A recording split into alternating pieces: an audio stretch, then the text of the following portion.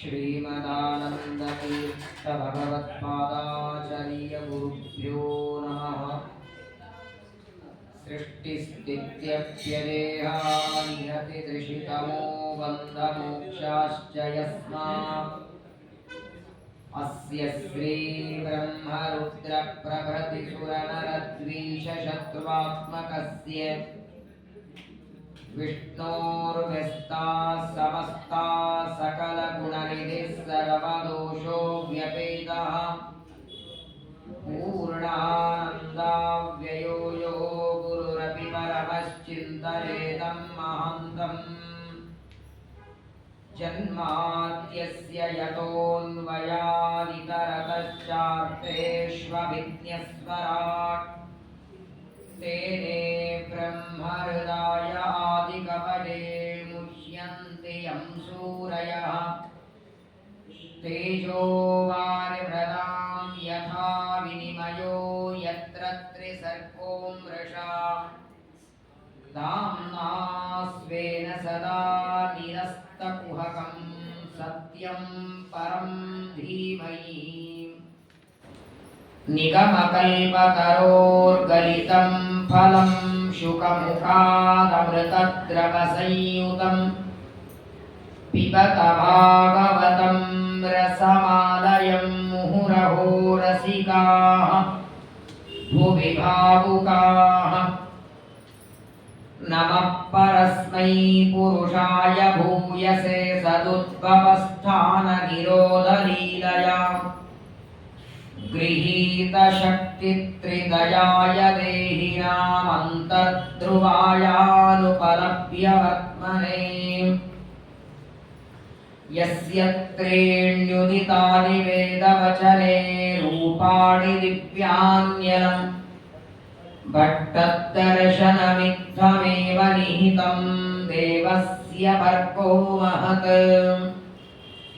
वायोरामवचोनयं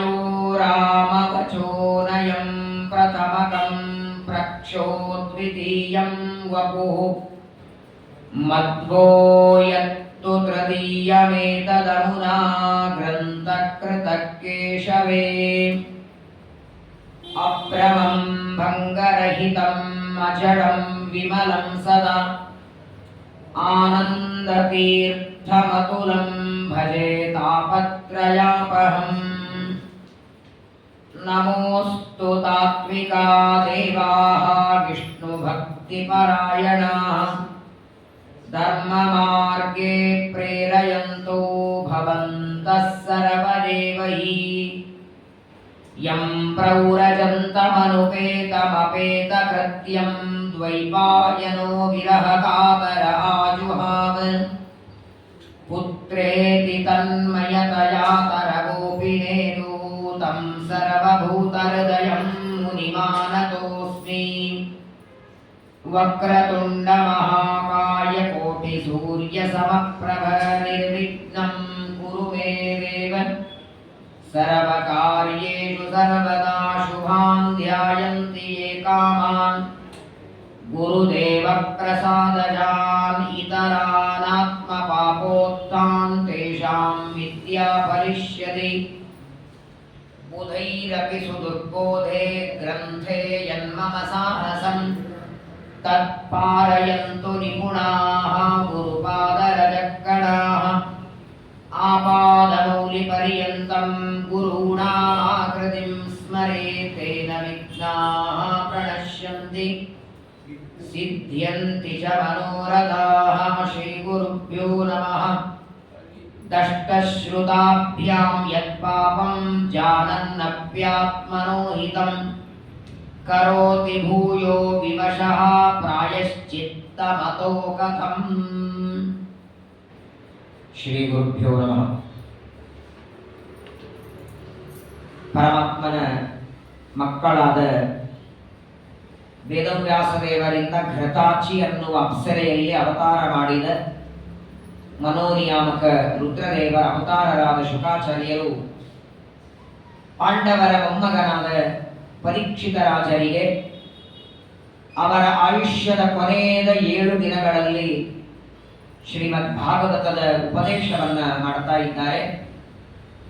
ಪವಿತ್ರವಾದ ಗಂಗಾ ನದಿಯ ಮಣ್ಣಿನಲ್ಲಿ ಗೋಮಯದಿಂದ ಮಂಡಲ ಮಾಡಿ ದರ್ಭೆಗಳನ್ನು ಹಾಸಿ ಒಂದು ಬಾರಿ ಆಚಮನ ಮಾಡಿ ಮಂಡಲದ ಮೇಲೆ ಕೂತಿದ್ದಾರೆ ಪರೀಕ್ಷಿತರು. ತಕ್ಷಕ ಬಂದು ಕಚ್ಚೋವರೆಗೆ ಆ ಮಂಡಲದಿಂದ ಏಳೋದಿಲ್ಲ ಅಂತ ಸಂಕಲ್ಪ ಮಾಡಿ ಕೂತಿದ್ದಾರೆ. ಒಂದು ತಾಸು ಪ್ರವಚನ ಮುಗಿಯೋದ್ರೊಳಗೆ 10 ಸಲ ಎದ್ದು ಕೂತಿರ್ತೇವೆ. ಮೊದಲನೇದ್ದು ಆಸನ ಜಯ. ಏಕಾಗ್ರತೆಯಿಂದ ಧ್ಯಾನ ಮಾಡುವ ವ್ಯಕ್ತಿಗೆ ಸ್ಥಿರಮಾಸನ ಮಾಸಿನಂ ಅಂತ ಭಗವದ್ಗೀತೆಯಲ್ಲಿ ಕೃಷ್ಣ ಹೇಳ್ತಾನೆ. ಒಂದು ಆಸನದಲ್ಲಿ ಸ್ಥಿರವಾಗಿ ಕೂಡೋದನ್ನ ಮೊದಲು ಕಲಿಬೇಕು. ಅದು ಧ್ಯಾನ ಮಾಡುವ ಲಕ್ಷಣ ಅಂತಾರೆ. 1 ದಿನ ಅಲ್ಲ, 2 ದಿನ ಅಲ್ಲ, 7 ದಿನಗಳವರೆಗೆ ಅನ್ನ ನೀರಿಲ್ಲದೆ, ಯಾವುದೇ ತರಹದ ಬೇಸರ ಇಲ್ಲದೆ ಪರೀಕ್ಷಿತರು ಶುಕಾಚಾರ್ಯರಿಂದ ಉಪದೇಶವನ್ನ ಪಡಿತಾ ಇದ್ದಾರೆ. ಪಂಚಮ ಸ್ಕಂದದ ಕೊನೆ ಭಾಗದಲ್ಲಿ ನರಕಗಳ ವರ್ಣನೆಯನ್ನ ವಿಸ್ತಾರವಾಗಿ ಶುಕಾಚಾರ್ಯರಿಂದ ಶ್ರವಣ ಮಾಡಿ 84 ಲಕ್ಷ ನರಕಗಳು, ಅದರಲ್ಲಿ ಪ್ರಧಾನವಾದದ್ದು 28 ನರಕಗಳು. ಆ ನರಕದಲ್ಲಿ ಬೀಳುವ ಪಾಪಿಗಳು ಯಾರು, ಯಾವ ಪಾಪ ಮಾಡ್ತಾರೆ, ಯಾರ ಸಂಸರ್ಗದಿಂದ ಹೇಗೆ ಪಾಪಗಳು ನಡೀತದೆ, ಅದನ್ನ ವಿಸ್ತಾರವಾಗಿ ಪರೀಕ್ಷಿತರು ಶ್ರವಣ ಮಾಡಿ ಗಾಬರಿಯಾಗ್ತಾರೆ. ಪ್ರಾಯಶ್ಚಿತ್ತ ಮಾಡಿಕೊಂಡು ಪಾಪವನ್ನ ಕಳೆದುಕೊಳ್ಳೋದಕ್ಕೆ ಸಾಧ್ಯ ಉಂಟಾ ಅಂತ ಕೇಳ್ತಾರೆ ಶುಕಾಚಾರ್ಯರಿಗೆ. ಯಾಕಂದ್ರೆ ಪಾಪ ಮಾಡೋದು ಸಹಜ, ಸ್ವಾಭಾವಿಕ ಮಾಡುತ್ತಾರೆ. ತಿಳಿಯದೇನೋ ನಮ್ಮಿಂದ ಪ್ರತಿನಿತ್ಯದಲ್ಲಿ 10 ಜನ್ಮಗಳಿಗೆ ಬೇಕಾಗುವಷ್ಟು ಪಾಪ ಒಂದು ದಿನಕ್ಕಾಗತ್ತೆ. ಒಂದು ದಿನದ ಪಾಪವನ್ನ ಸಂಗ್ರಹ ಮಾಡಿ ಇದನ್ನ ಭೋಗ ಮಾಡುವಂತ ದೇವರು ಕೊಟ್ರೆ ಆ ಭೋಗ ಮಾಡೋದಕ್ಕೆ 10 ಜನ್ಮ ಎತ್ತಬೇಕು. ಅಂಥದ್ರೊಳಗೆ 60, 70, 80 ವರ್ಷ ಬದುಕಿರುವವರೆಗೆ ಪಾಪಗಳ ಮಾಡ್ತಾನೆ. ಆ ಪಾಪಗಳನ್ನ ಪ್ರಾಯಶ್ಚಿತ್ತ ಮಾಡಿಕೊಂಡು ಪರಿಹಾರ ಮಾಡಿಕೊಳ್ಳಿಕ್ಕೆ ಸಾಧ್ಯ ಇದೆಯಾ ಅಂತ ಪರೀಕ್ಷಿತರು ಕೇಳಿದರೆ ಶುಕಾಚಾರ್ಯರಂತಾರೆ ಆಗತ್ತೆ ಎಂದರು. ಪ್ರಾಯಶ್ಚಿತ್ತವನ್ನ ಮಾಡಿಕೊಂಡು ಪಾಪವನ್ನ ಪರಿಹಾರ ಅವಶ್ಯ ಮಾಡಿಕೊಳ್ಳಬಹುದು. ನಚೇದಿ ಹೈವಾಪಚತಿಂ ಯಥಾಂಹಸಃ ಕೃತಸ್ಯ ಕುರ್ಯಾನ್ಮನ ಮುಕ್ತಿಪಾಣಿಭಿಃ. ಏನೋ ರೋಗ ಆಗಿದೆ, ರೋಗದಾಗಕ್ಕೆ ಡಾಕ್ಟರ್ ಔಷಧ ಕೊಡ್ತಾರೆ. ಔಷಧ ಕೊಡುವಾಗ ಒಂದು ಮಾತು ಹೇಳ್ತಾರೆ, ಕೇವಲ ಔಷಧದಿಂದ ರೋಗ ಪರಿಹಾರ ಆಗಲ್ಲ, ಔಷಧದ ಜೊತೆಗೆ ಪಥ್ಯ ಮಾಡಬೇಕು. ಹೇಗೋ ಮಾತ್ರೆ ತಗೊಳ್ಳೋದಿದೆ ಅಂತ 4 ಉಂಡೆ ತಿಂದು ಮಾತ್ರೆ ತಗೊಂಡ್ರೆ ಶುಗರ್ ಕಮ್ಮಿ ಆಗತ್ತಾ? 4 ಉಂಡೆ ತಿಂದು ಮಾತ್ರೆ ತಿಂದು ಡಾಕ್ಟರ್ ಹತ್ರ ಬಂದು ಏನ್ ಮಾತ್ರೆ ಕೊಟ್ಟಿರಿ, ನಿಮ್ ಶುಗರ್ ಹೋಗೇ ಇಲ್ಲ, ನನ್ನ ಶುಗರ್ ಮಾತ್ರೆ ಇಲ್ಲ ಅಂದ್ರೆ ಅವನಂತಾನೆ ಮಾತ್ರೆ ತಪ್ಪಲ್ಲ, ಅದು ಮಾತ್ರೆ ತಗೊಂಡದ್ದಕ್ಕೆ ನೀನು ಶುಗರ್ ಕಮ್ಮಿ ಆಗಬೇಕು, ಅದಕ್ಕೆ ನೀನು ಪಥ್ಯನು ಮಾಡಬೇಕು. ಹಾಗೆ ಕೇವಲ ಪ್ರಾಯಶ್ಚಿತ್ತ ಮಾಡಿಕೊಂಡು ಪಾಪಗಳನ್ನ ಪರಿಹಾರ ಮಾಡಿಕೊಳ್ಳೋದಾದರೆ ಪಾಪ ಮಾಡೋ ವ್ಯಕ್ತಿಗೆ ಭಯನೇ ಇರಲ್ಲ. ಒಂದು ಪವಮಾನ ಹೋಮದಿಂದ ಇಷ್ಟಿಷ್ಟು ಪಾಪಗಳು ಹೋಗುತ್ತೆ. ಅದರ ಸಂಕಲ್ಪದಲ್ಲೇ ಬರ್ತದೆ. ಬಾಲಹನನ, ಗೋವಧ, ಸ್ತ್ರೀವಧ, ಶೌರ್ಯ, ಕ್ರಯ ವಿಕ್ರಯ, ಯೋನಿದೋಷ, ಅಭಕ್ಷ ಭಕ್ಷಣ, ಅಭೋಜ್ಯ ಭೋಜನ, ಅಸತ್ ಪ್ರತಿಗ್ರಹ, ತಿನ್ನಬಾರದು, ತಿಂದ್ರೆ ತಗೊಳ್ಬಾರ್ದು, ತಗೊಂಡ್ರೆ ನೋಡಬಾರ್ದು, ನೋಡಿದ್ರೆ ಯಾರ ಮನೆಗೆ ಹೋಗಬಾರ್ದು, ಹೋಗಿ ಏನೇ ಎಷ್ಟು ಪಾಪಗಳು ಹೇಳ್ತಾರೆ. ಸಂವತ್ಸರ ಕೃತ ಅಶೇಷ ಪಾಪ ಕ್ಷಯದ್ವಾರ ಹರಿವಾಯು ಅನುಗ್ರಹ ಪ್ರಾಪ್ತ್ಯರ್ಥಂ ಪವಮಾನ ಹೋಮಂ ಕರಿಷ್ಯೆ. 1 ಸಂವತ್ಸರದಲ್ಲಿ ಮಾಡಿದ ಪಾಪಗಳು 1 ಪವಮಾನ ಹೋಮದಿಂದ ಹೋಗತ್ತಂತ. ಹಾಗಾದ್ರೆ ವರ್ಷಕ್ಕೊಂದು ಹೋಮ ಮಾಡಿಸಿದ್ರೆ ಆಯ್ತಲ್ಲ. ಏನೊಂದು ಪವಮಾನ ಹೋಮ ಒಂದು 8,000 ರೂಪಾಯಿ ಒಬ್ಬ ಆಚಾರ್ಯ ಬುಕ್ ಮಾಡಿಬಿಡೋದು, ಪ್ರತಿ ವರ್ಷ ಬನ್ನಿ. ಹಾಗಾದ್ರೆ ಪವಮಾನ ಹೋಮದಿಂದ ಇಡೀ ವರ್ಷ ಪಾಪ ಮಾಡಿದ್ದು ಹೋಗುತ್ತಾ? ಆದ್ರೆ 1 ವರ್ಷ ಪಾಪ ಮಾಡ್ತಾನೆ ಇರೋ, ಕೊನೆ ಒಂದು ಪವಮಾನ ಮಾಡಿಬಿಡು, ಮುಗಿದಾಯ್ತು. ಪರೀಕ್ಷಿತ ಅಂತಾನೆ ದೃಷ್ಟಶ್ರುತಾಭ್ಯಾಂ ಯತ್ಪಾಪಂ ಜಾನನ್ನಪ್ಯಾತ್ಮನೋ ಹಿತಂ. ಪ್ರಾಯಶ್ಚಿತ್ತ ಮಾಡಿಕೊಂಡು ಪಾಪವನ್ನ ಕಳ್ಕೊಳ್ತಾರೆ ಅಂತಾದ್ರೆ ಆ ಪ್ರಾಯಶ್ಚಿತ್ತಕ್ಕೆ ಬೆಲೆ ಇಲ್ಲ. ಹೇಗಂದ್ರೆ ಮೊನ್ನೆ ಕುಂಜರ ಶೌಚವದ, ಕುಂಜರ ಶೌಚ ಆನೆಯ ಸ್ನಾನ. 7-8 ಗಂಟೆಗಳವರೆಗೆ ನೀರು ಹಾಕಿಕೊಂಡು ಸ್ನಾನ ಮಾಡಿ ಮತ್ತೆ ಹೊರಗೆ ಬಂದು ಮಣ್ಣು ಹಾಕೊಳ್ತದೆ.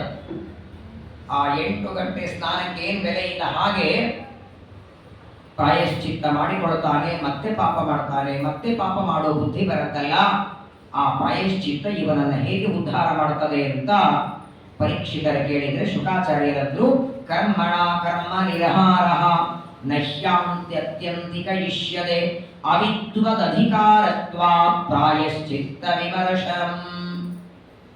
ಒಳ್ಳೆ ಪ್ರಶ್ನೆ ಮಾಡಿದ್ದೆ ಪರೀಕ್ಷಿತ.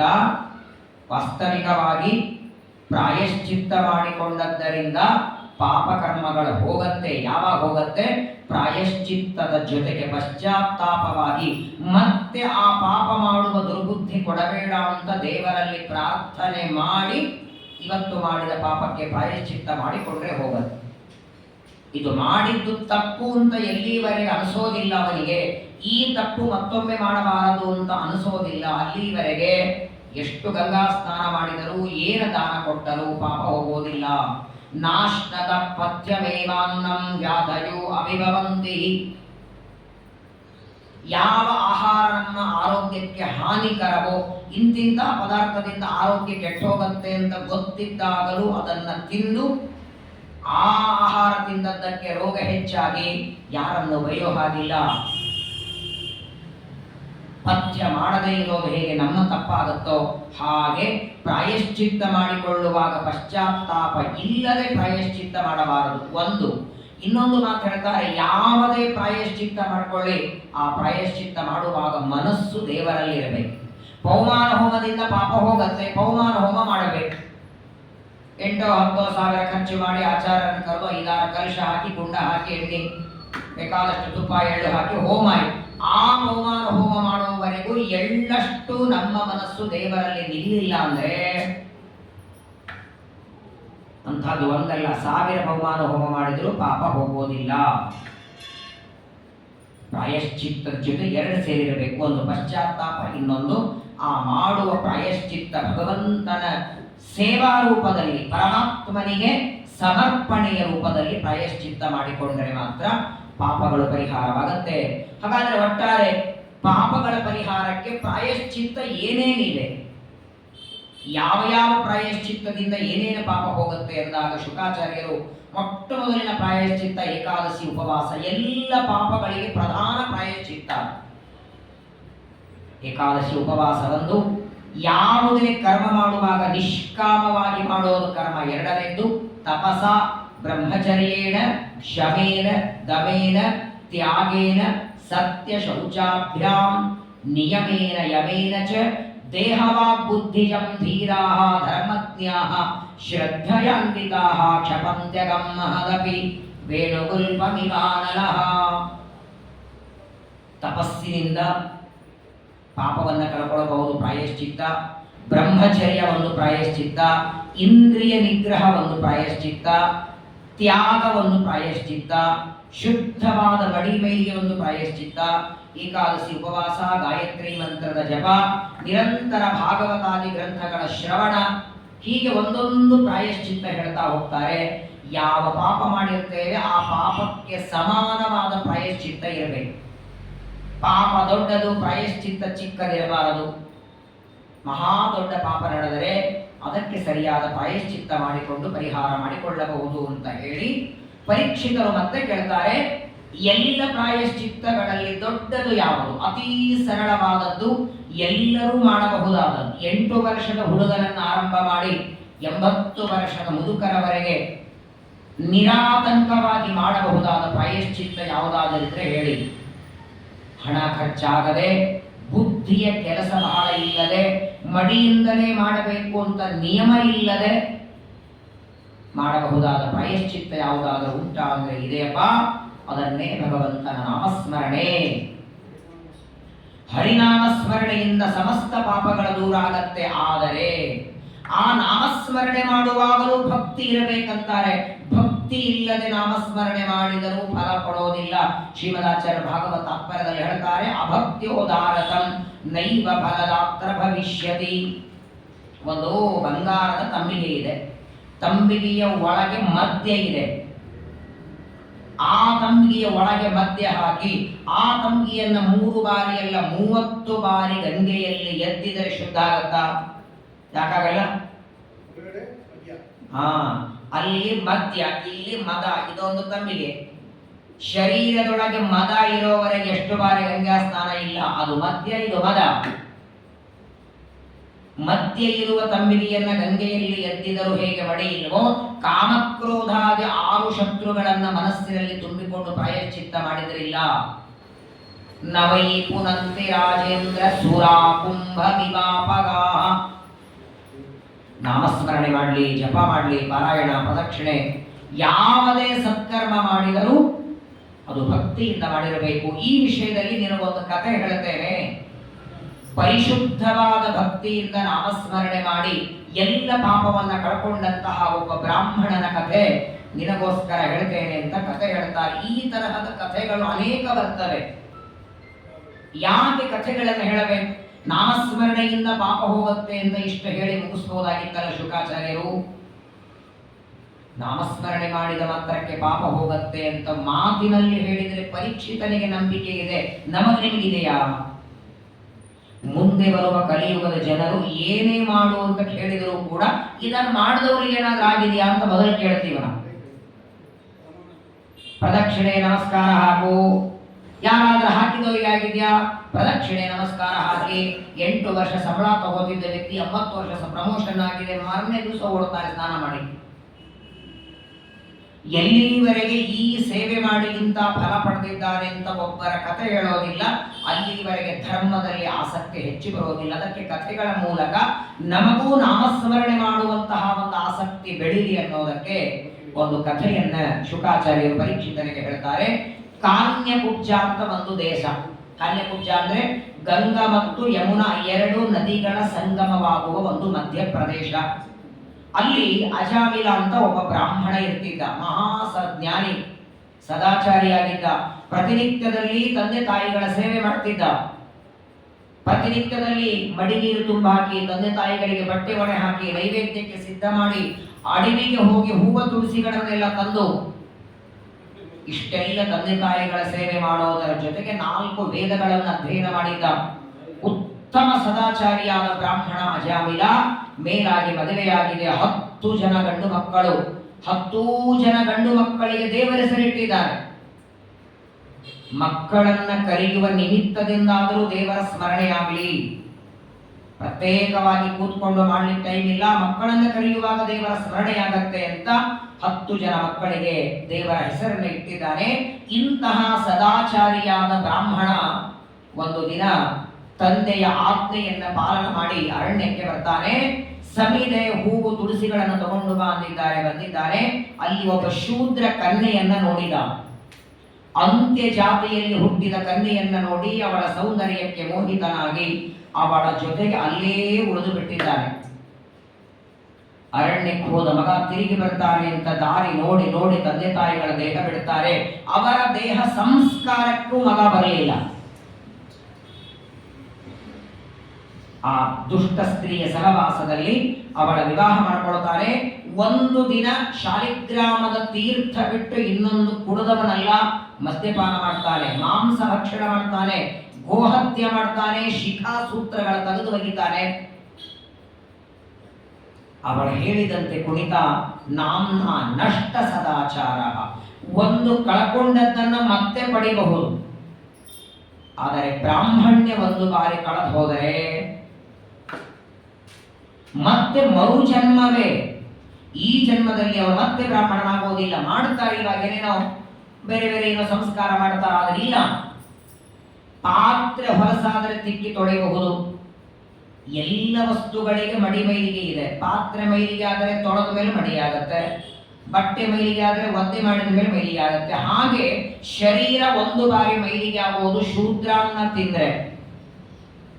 ನಿಷಿದ್ಧವಾದ ಶೂದ್ರಾನ್ನ ತಿಂದ್ರೆ ಮೈಲಿಗೆ ಆದ್ರೆ ಮಡಿಯಾಗಲಿಕ್ಕೆ ಇದೇ ಜನ್ಮದಲ್ಲಿ ಪಂಚಗವ್ಯ ತಗೊಳ್ರೆ ಅದನ್ನು ತಗೊಳ್ರೆ ಅನಿವಾರ್ಯ ಅಂತ ಮಾಡಬೇಕು. ವಾಸ್ತವಿಕ ನೋಡಿದರೆ ಒಂದು ಬಾರಿ ಹೊಟ್ಟೆಯೊಳಗೆ ಶೂದ್ರಾನ್ನ ಹೋದರೆ ಅದರ ಪಾವಿತ್ರ್ಯ ಯಾವಾಗ ಆಗೋದು? ಇಡೀ ದೇಹದ ರಕ್ತ ಹೊರಗೆ ಬಂದು ಇನ್ನು ಬೇರೆ ರಕ್ತ ಹಾಕಿದ್ರೆ ಅವ್ರು ಮಡಿ ಬರ್ತಾರೆ.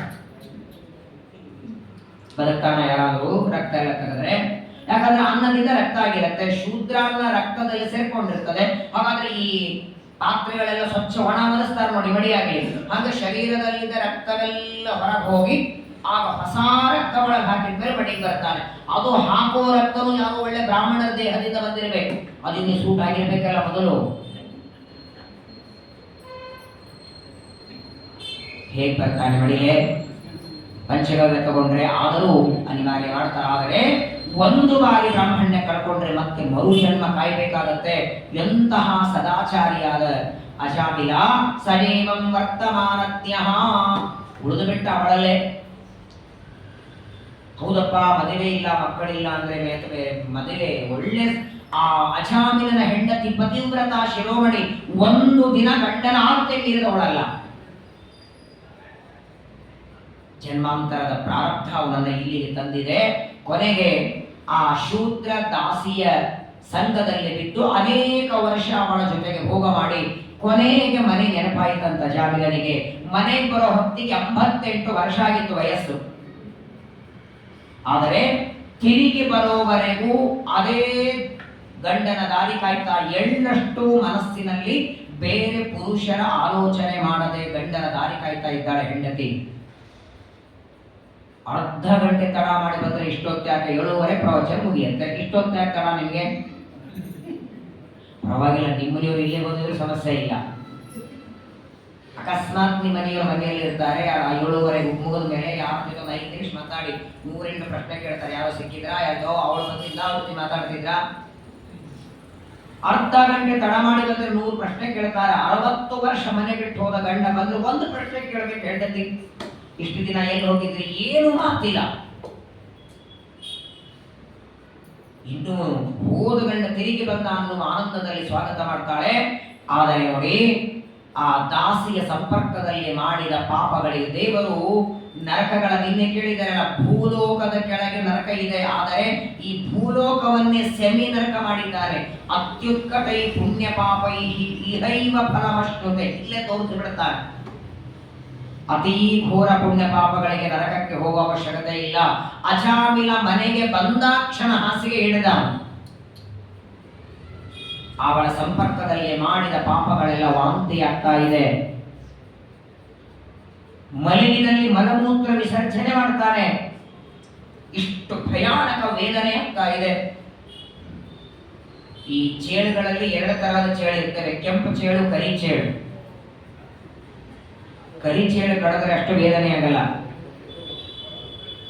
ಕಡ್ಸ್ಕೊಂಡಿರಿ ಪಾಪ, ಅದನ್ನೇ ಯಾಕೆ ಕೇಳೋದು?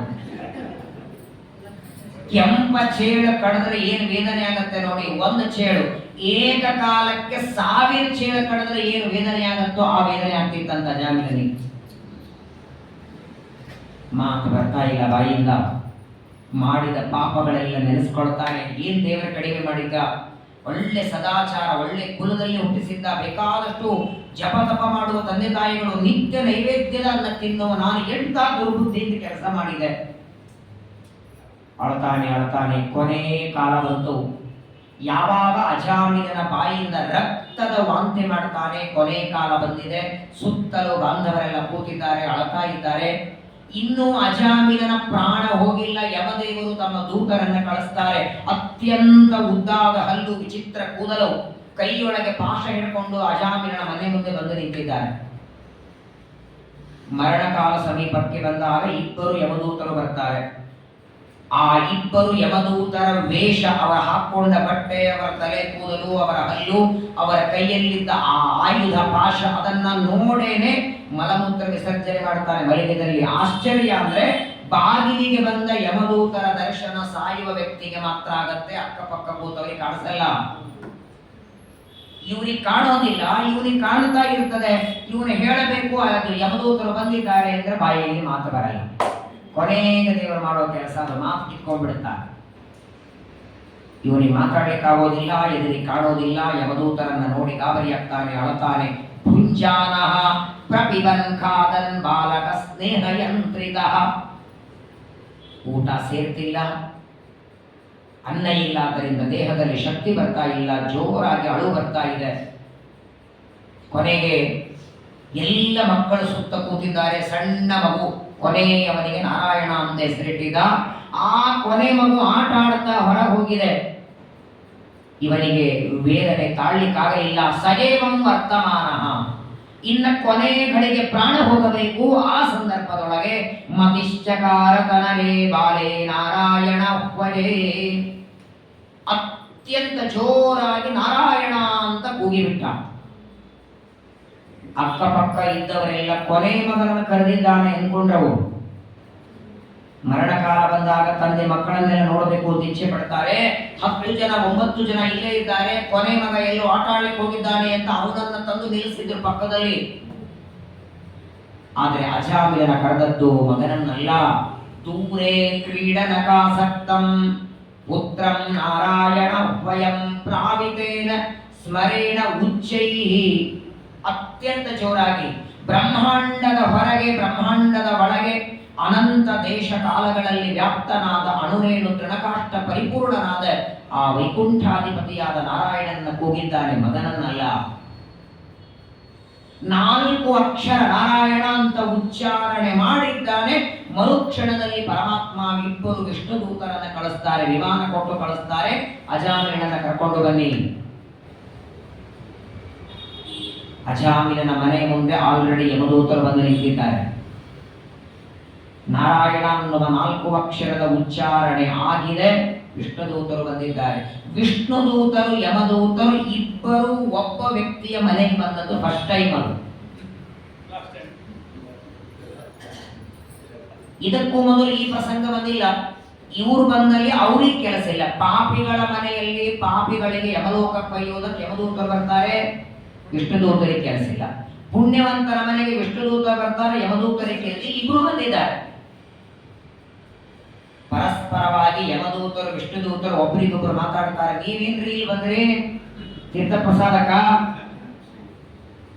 ವಿಷ್ಣು ದೂತರು ಯಮದೂತರನ್ನ ಕೇಳ್ತಾರೆ, ಏನ್ ಇಲ್ಲಿವರೆಗೆ ಬಂದದ್ದು? ಯಮದೂತರ ಅಂತಾರೆ, ನೀವ್ಯಾಕೆ ಇಲ್ಲಿ ಬಂದ್ರೆ ಹೇಳ್ರಿ. ವಿಷ್ಣು ದೂತರಂತಾರೆ, ಏನ್ ಪ್ರಶ್ನೆ ಕೇಳ್ತೀರಿ? ಅಲ್ಲಿ ಬಿದ್ದಿದ್ದಾನಲ್ಲ ಅಜಾಮಿಲ, ಅವನನ್ನ ವೈಕುಂಠಕ್ಕೆ ಒಯ್ಬೇಕು. ಯಮದೂತರಂತಾರೆ, ಅಲ್ಲ, ನೋಡೋದಕ್ಕೆ ಒಳ್ಳೆ ವೇಷ ಹಾಕೊಂಡಿರಿ, ವಿಷ್ಣುವಿನ ದೂತರು ಅಂತ ಬೇರೆ ಹೇಳ್ತೀರಿ, ಇಷ್ಟು ಪಾಪ ಮಾಡಿದ ಪಾಪಿಷ್ಟನನ್ನ ವಿಷ್ಣು ಲೋಕಕ್ಕೆ ಒಯ್ತೀರಾ? ಎಲ್ಲ ಪಾಪಗಳಿಗೆ ಕ್ಷಮೆ ಇದೆ, ಆದರೆ ಕ್ಷಮೆ ಇಲ್ಲದಿರುವ ದೊಡ್ಡ ಪಾಪ ಅಜಾಮಿಲ ಮಾಡಿದ್ದಾನೆ. ಬ್ರಾಹ್ಮಣ್ಯ ಕಳ್ಕೊಂಡಿದ್ದಾನೆ, ಗೋಮಾಂಸ ಭಕ್ಷಣ ಮಾಡಿದ್ದಾನೆ, ಮದ್ಯಪಾನ ಮಾಡ್ತಾನೆ, ಆಕಳನ್ನ ಕೊಂದಿದ್ದಾನೆ, ಮಾಡಬಾರದ ಎಲ್ಲ ಪಾಪ ಮಾಡಿ ಸದಾಚಾರಿಯನ್ನ ಕಳ್ಕೊಂಡಿದ್ದಾನೆ. ಇವನನ್ನ ಯಮಲೋಕಕ್ಕೆ ಒಯ್ಯಬೇಕು ಅಂತ ಯಮದೇವರ ಆಜ್ಞೆಯಾಗಿದೆ. ನಾವು ಕರ್ಕೊಂಡು ಹೋಗ್ತೇವೆ. ಯಾರನ್ನ ಯಮಲೋಕಕ್ಕೆ ಒಯ್ಯಬೇಕೋ ಅವನು ಇನ್ನೂ ಸತ್ತಿಲ್ಲ, ಕರ್ಕೊಂಡು ಹೋಗೋರಲ್ಲಿ ಜಗಳ. ಇಬ್ರು ಆಟೋದವ್ರು ಬಂದಿರ್ತಾರೆ, ಅವ್ರು ನಾನು ಕರ್ಕೊಂಡು ಹೋಗ್ತೀನಿ ಮನೆಗೆ, ನಾನು ಕರ್ಕೊಂಡು ಹೋಗ್ತೀನಿ ಮನೆಗೆ. ಯಾಕಂದ್ರೆ ಅವ್ರು 60 ಕೊಟ್ಟಿರ್ತಾರೆ ಒಂದ್ಸಲ, ಯಾವತ್ತೋ ಒಂದ್ಸಲ 100 ರೂಪಾಯಿ ಕೊಟ್ಟಿರ್ತಾರೆ, ನಾನು ಒಯ್ತೀನಿ. ಇಬ್ರು ಆಟೋದಲ್ಲಿ ಜಗಳ ಆಡ್ತಿರ್ತಾರಲ್ಲ, ಹಂಗೆ ಅಜಾಮಿಲ ಇನ್ನು ಪ್ರಾಣ ಬಿಟ್ಟಿಲ್ಲ. ಅವನನ್ನ ಯಮಲೋಕಕ್ಕೆ ಒಯ್ಯೋದಕ್ಕೆ ಯಮದೂತರು, ವಿಷ್ಣು ಲೋಕಕ್ಕೆ ವಿಷ್ಣು ದೂತರು ಇನ್ನು ಬಾಗಲ ಹೊರಗೆ ನಿಂತಿದ್ದಾರೆ. ಆ ಸಂದರ್ಭದಲ್ಲಿ ವಿಷ್ಣು ದೂತರು ಯಮದೂತರಿಗೆ ಒಂದು ಪ್ರಶ್ನೆ ಕೇಳ್ತಾರೆ. ಹೌದು, ನಿಮ್ಮ ಗುರುಗಳೇನೋ ನಿಮ್ಮನ್ನ ಇಲ್ಲಿ ಕಳಿಸಿದರು ಯಮದೇವರು, ಆದರೆ ಇಲ್ಲಿ ಬರೋದಕ್ಕೆ ಮೊದಲು ಸ್ವಲ್ಪ ವಿಚಾರ ಮಾಡ್ಕೊಂಡು ಬರಬೇಕಾಗಿತ್ತು ನೀವು. ಅಜಾಮಿಲ ಯಮಲೋಕಕ್ಕೆ ಕರ್ಕೊಂಡು ಹೋಗೋದಕ್ಕೆ ಯೋಗ್ಯ ಇದ್ದಾನೋ ಇಲ್ಲೋ ವಿಚಾರ ಮಾಡಿದ್ದೀರಾ? ಅವನು ಗೋಮಾಂಸ ತಿಂದಿದ್ದಾನೆ, ಮದ್ಯಪಾನ ಮಾಡಿದ್ದಾನೆ, ಅದನ್ನು ಮಾಡಿದ್ದಾನೆ ಅಂತ ಪಾಪಗಳು ಹೇಳಿದ್ರಿ, ಆದರೆ ಅವನ ಬಾಯಿಯಿಂದ ಬಂದ 4 ಅಕ್ಷರದ ನಾರಾಯಣ ಸ್ಮರಣೆ ಮರೆತು ಬಿಟ್ರ ನೀವು ಅಂತ ಕೇಳ್ತಾರೆ. ಮೊದಲನೇದಾಗಿ ನಿಮಗೇನಾದ್ರೂ ಪಾಠ ಆಗಿದೆಯಾ? ಅಥವಾ ಬರೀ ಹೊಡೆಯೋದು ಅಷ್ಟೇ ಗೊತ್ತನೋ? ಯಾವತ್ತಾದ್ರೂ ನಿಮ್ ಗುರುಗಳ ಹತ್ರ ಕೂತ್ಕೊಂಡು ಏನಾದ್ರೂ ಓದಿದ್ದೀರೋ ಅಂತ ಕೇಳಿದ್ರು ವಿಷ್ಣು ದೂತರು ಯಮದೂತರಿಗೆ. ಧರ್ಮ ಅಂದ್ರೇನು, ಅಧರ್ಮ ಅಂದ್ರೇನು, ಪುಣ್ಯ ಅಂದ್ರೇನು, ಪಾಪ ಅಂದ್ರೇನು? ಮೊದಲು ಪುಣ್ಯ ಪಾಪ ಅಂದ್ರೆ ಏನು ಅಂತ ನಿಮಗೆ ಗೊತ್ತಿದ್ರೆ, ಪಾಪ ಅಂತ ಯಾವುದಕ್ಕೆ ಕರೀತಾರೆ, ಪಾಪಿಗಳು ಯಾರು, ಯಾರನ್ನ ಯಮಲೋಕಕ್ಕೆ ಒಯ್ಯಬೇಕು ಅಂತ ಗೊತ್ತಾಗತ್ತೆ. ಇಲ್ಲಿ ಬಂದದ್ದೇ ರಾಂಗ್. ನೀವು ಮೊದಲು ಯಮದೇವರಂದ್ರು, ಸ್ವಲ್ಪ ನಿಂತ್ಕೊಳ್ಳಿ ಸ್ವಾಮಿ, ನಮಗೂ ಬೇಕಾದಷ್ಟು ಪಾಠ ಆಗಿದೆ. ನಮ್ಮ ಗುರುಗಳೇನು ಸಾಮಾನ್ಯ ಅಲ್ಲ. ಮನೆ ಬಾಗಿಲು ಮುಂದೆ ನಿಂತ ನಚಿಕೇತನಿಗೆ ಉಪದೇಶ ಮಾಡಿದವರು ನಮ್ಮ ಗುರುಗಳು. ಇವತ್ತಿಗೂ ಈಗಲೂ ಯಮಲೋಕಕ್ಕೆ 4 ದ್ವಾರಗಳಿದೆ. ದಕ್ಷಿಣ ದ್ವಾರದಿಂದ ಪಾಪಿಗಳು ಹೋಗ್ತಾರೆ, ಉತ್ತರ ದ್ವಾರದಿಂದ ಯಮಲೋಕಕ್ಕೆ ಹೋದವರಿಗೆಲ್ಲ ಯಮದೇವರ ಸಭೆಯೊಳಗೆ ಯಮದೇವರ ಉಪದೇಶ ಅದನ್ನು ತಗೊಂಡೇ ಮುಂದೆ ಹೋಗೋದಲ್ಲಿ. ಪುಣ್ಯವಂತರು ಪಾಪಿಗಳು ಎಲ್ಲರೂ ಯಮಲೋಕಕ್ಕೆ ಹೋಗ್ಲೇಬೇಕದು ಆನ್ ದ ವೇ. ಮೈಸೂರಿಗೆ ಹೋಗ್ಬೇಕಾದ್ರೆ ಬಿಡದಿಗೆ ಹೋಗಬೇಕು. ನೀವು ಇಡೀರಿ ಬಿಡ್ಲಿ, ಬಿಡದಿ ಯಾಕೆ ಬಂದು ಕೇಳೋ ಹಂಗಿಲ್ಲ. ಅದು ಸ್ಟೇಷನ್ ಬರೋದೆ, ಆದ್ರೆ ಇಳಿ, ಇಲ್ಲಾಂದ್ರೆ ಮುಂದೆ ಹೋಗುವ. ಹಾಗೆ ಯಮಲೋಕಕ್ಕೆ ಕಡ್ಡಾಯವಾಗಿ ಹೋಗೋದು. ಉತ್ತರ ದ್ವಾರದಿಂದ ಹೋದವರನ್ನ ಯಮದೇವರ ಸಭೆಯೊಳ ಕೂಡಿಸ್ಕೊಂಡು ಉಪದೇಶ ಮಾಡ್ತಾರೆ. ಸಾಮಾನ್ಯ ವ್ಯಕ್ತಿಯಲ್ಲರಿ. ಅದೇ ಯಮದೇವರು ವಿದುರನಾದಾಗ ಆ ವಿದುರನಿಗೆ ಎಷ್ಟು ಜ್ಞಾನ ಇತ್ತು. ಶ್ರೀಮದಾಚಾರ್ಯರು ತಾತ್ಪರ್ಯದಲ್ಲಿ ಹೇಳ್ತಾರೆ, ಇವರಿಗೆ ವಿದುರ ಅಂತ ಹೆಸರು ಯಾಕಿಟ್ರು? ವಿದ್ಯಾ ರಥತ್ವಾತ್ ವಿದುರಾಭಿಧೇಯ ಅಂತ ಆಚಾರ್ಯರು. ಇವತ್ತೊಂದು ರಾಜ್ಯ ಆಳಬೇಕಾದರೆ, ಒಬ್ಬ ಮಂತ್ರಿ ದೊಡ್ಡ ಪದವಿಯಲ್ಲಿರಬೇಕಾದರೆ ಯಾವ ನೀತಿಯನ್ನ ಓದಿಕೊಂಡು ಮಂತ್ರಿಗಳಾಗ್ತಾರೆ, ಆ ನೀತಿ ಕೊಟ್ಟವರು ವಿದುರ. ವಿದುರ ನೀತಿ ಪ್ರಸಿದ್ಧ. ಆ ವಿದುರ ಯಮದೇವರ ಒಂದು ಅಂಶ. ಅವನು ಯಮದೇವರಂದ್ರೆ ಬರೀ ಹೊಡೆಯೋದು ಬಡಿಯೋದು ಮಾಡ್ತಾರೆ ಅಂತ ಅನ್ಕೋಬೇಡಿ. ಬೇಕಾದಷ್ಟು ಪಾಠ ನಮಗೂ ಹೇಳಿದ್ದಾರೆ. ಏನ್ ಕೇಳಿದ್ರಿ? ಪುಣ್ಯ ಪಾಪ ಅಂದ್ರೆ ಏನು ಅಂತ ಕೇಳಿದ್ರಲ್ಲ, ನಮಗೂ ಗೊತ್ತಿದೆ. ವೇದ ಪ್ರಣಹಿತೋ ಧರ್ಮ ಅಧರ್ಮಸ್ತದ್ವಿಪರ್ಯಯ ವೇದೋ ನಾರಾಯಣ ಸಾಕ್ಷಾತ್ ಸ್ವಯಂ ಗುರಿತಿ ವಿಶ್ರುಮಃ. ನೋಡಿ ಏನ್ ನಡೆದಿದೆ ನೋಡಿ. ಬಂದದ್ದು ಅಜಾಮಿಲನನ್ನ ಯಮಲೋಕಕ್ಕೆ ಕರ್ಕೊಂಡು ಹೋಗಬೇಕು. ಅಜಾಮಿಲ ಇನ್ನು ಒಳಗೆ ಇದ್ದಾನೆ, ಇನ್ನು ಸತ್ತಿಲ್ಲ. ಅವರಿಬ್ಬರು ಬಾಗಿಲಲ್ಲಿ ನಿಂತುಕೊಂಡು ಇಬ್ಬರ ಮಧ್ಯದಲ್ಲಿ ಚರ್ಚೆ. ಧರ್ಮ ಅಂದ್ರೇನು ಅಧರ್ಮ ಅಂದ್ರೇನು ಅಂತ ವಿಷ್ಣುದೂತರು ಯಮದೂತರಿಗೆ ಕೇಳ್ತಾರೆ. ಯಮದೂತರು ಹೇಳ್ತಾರೆ, ವೇದದಲ್ಲಿ ಅಪೌರುಷೇಯವಾದ ವೇದದಲ್ಲಿ ಯಾವುದನ್ನ ಮಾಡುವಂತ ವಿಧಾನ ಮಾಡಿದ್ದಾರೆ ಅದು ಧರ್ಮ, ಯಾವುದು ಬೇಡ ಅಂತ ವೇದ ಹೇಳತ್ತೋ ಅದು ಅಧರ್ಮ. ದೇವರು ನಮ್ಮ ಮನೆಗೆ ಬಂದು ಬಾಗಿಲ ಬಾರಿಸಿ ಸಂಧ್ಯಾ ವಂದನೆ ಮಾಡು ಜಪ ಮಾಡು ಅಂತ ಪ್ರತ್ಯೇಕ ಮನೆಗೆ ಬಂದು ಹೇಳಲ್ಲ. ಹಾಗಾದ್ರೆ ಸಂಧ್ಯಾ ವಂದನೆ ಜಪ ನಾವೆಲ್ಲ ಮಾಡ್ಬೇಕು. ಯಾರು ಹೇಳಿದ್ದಿದೆಲ್ಲ? ಶ್ರುತಿ ಸ್ಮೃತಿ ಹರೇರಾಜ್ಞೆ. ಗುರುಗಳು ಆಜ್ಞೆ ಮಾಡ್ತಾರಂದ್ರೆ ನಾವು ಎದುರುಗಡೆ ಇರಬೇಕು ಅಂತಿಲ್ಲ. ಯಾವುದೋ ಒಂದು ಆಜ್ಞೆ.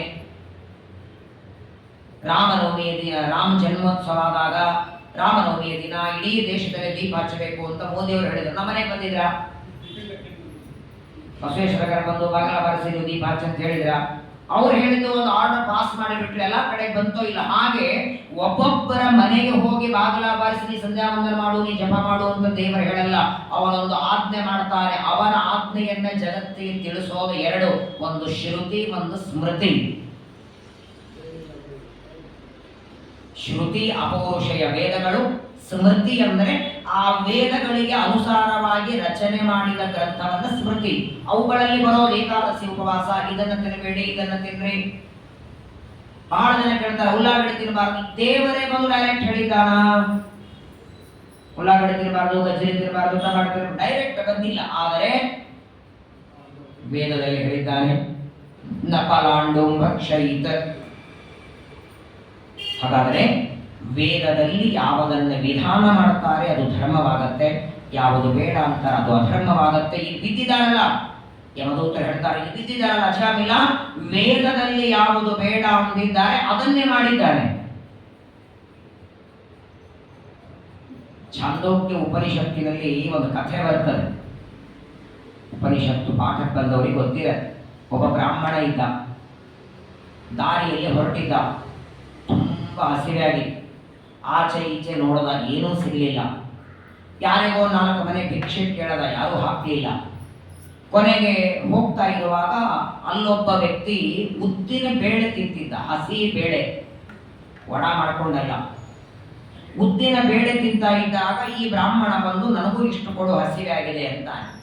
ಅವನು ಹೇಳಿದ, ನಾನು ತಿನ್ನೋದೆಲ್ಲ ಎಂಜಲ ಆಗಿದೆ, ಹೇಗೆ ಕೊಡ್ಲಿ? ಎಂಜಲ ಆಗಿದೆ, ನಾನು ಕೊಡ್ಲಿಕ್ಕೆ ಬರಲ್ಲ. ಪರವಾಗಿಲ್ಲ, ಹಸಿವೆ ಆಗಿದೆ, ನನ್ನ ಪ್ರಾಣ ಹೋಗ್ತಿದೆ, ಕೊಡವಾಗಿಲ್ಲ, ಕೊಡು ಅಂದಾಗ ಎಂಜಲ ಆದ್ರೂ ಪರವಾಗಿಲ್ಲ ಅಂತ ಎಂಜಲದ ಉದ್ದಿನ ಬೇಳೆಯನ್ನ ಇಸ್ಕೊಳ್ತಾನೆ, ತಿಂತಾನೆ. ಉದ್ದಿನ ಬೇಳೆ ತಿಂದಾಗ ಆ ವ್ಯಕ್ತಿ ಸ್ವಲ್ಪ ನೀರು ಕೊಡ್ತಾನೆ. ನೀರು ಕೊಟ್ಟಾಗ ಇವರು ಅಂತಾರೆ, ಬೇಡ ನೀರು, ಅದು ಎಂಜಲಿದೆ, ನೀರು ಎಂಜಲಿದೆ, ನಾನು ಕುಡಿಯೋದಿಲ್ಲ ಅಂತಾರೆ. ಆಗ ಇವರು ಕೇಳ್ತಾರೆ, ಒಂದು ಉದ್ದಿನ ಬೇಳೆ ಎಂಜಲ ಇತ್ತಲ್ಲ, ಎಂಜಲ ಇದ್ದ ಉದ್ದಿನ ಬೇಳೆ ತಿನ್ನೋದಕ್ಕೆ ನಿನ್ನ ಮನಸ್ಸಿಗೆ ಸಂಕೋಚ ಆಗಲಿಲ್ಲ, ನೀರು ಕುಡಿಯಂದಾಗ ಎಂಜಲ ಅಂತಿಲ್ಲ. ಆಗ ಅವರಂತಾರೆ, ಉದ್ದಿನ ಬೇಳೆ ತಿನ್ನದೇ ಇದ್ರೆ ಪ್ರಾಣ ಹೋಗ್ತಿತ್ತು, ಆದ್ರೆ ನೀರು ಕುಡಿಯದಿದ್ರೆ ಪ್ರಾಣ ಇರತ್ತೆ, ಮನೆಗೆ ಹೋಗಿ ನಾನು ನೀರು ಕುಡಿಬಲ್ಲೆ. ಹಾಗಾಗಿ ಪ್ರಾಣದ ಆಪತ್ತು ಇದ್ದಾಗ ಕೆಲವು ಬಾರಿ ಯಾವುದೋ ಆಹಾರ ತಿಂದು ತಪ್ಪಲ್ಲ.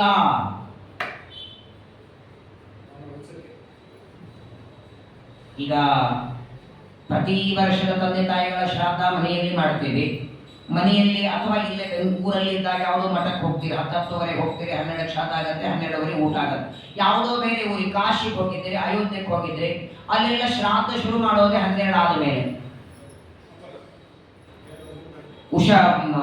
ಶ್ರಾದ್ದ ಕುತುಬ ಕಾಲ ಬರಬೇಕು ಅಂತ, ಕುತುಬ ಕಾಲ 12ಕ್ಕೆ, 12ಕ್ಕೆ ಶುರುವಾಗಿ ಶ್ರಾದ್ದ ಮುಗಿಯೋದು ಊಟಕ್ಕೆ.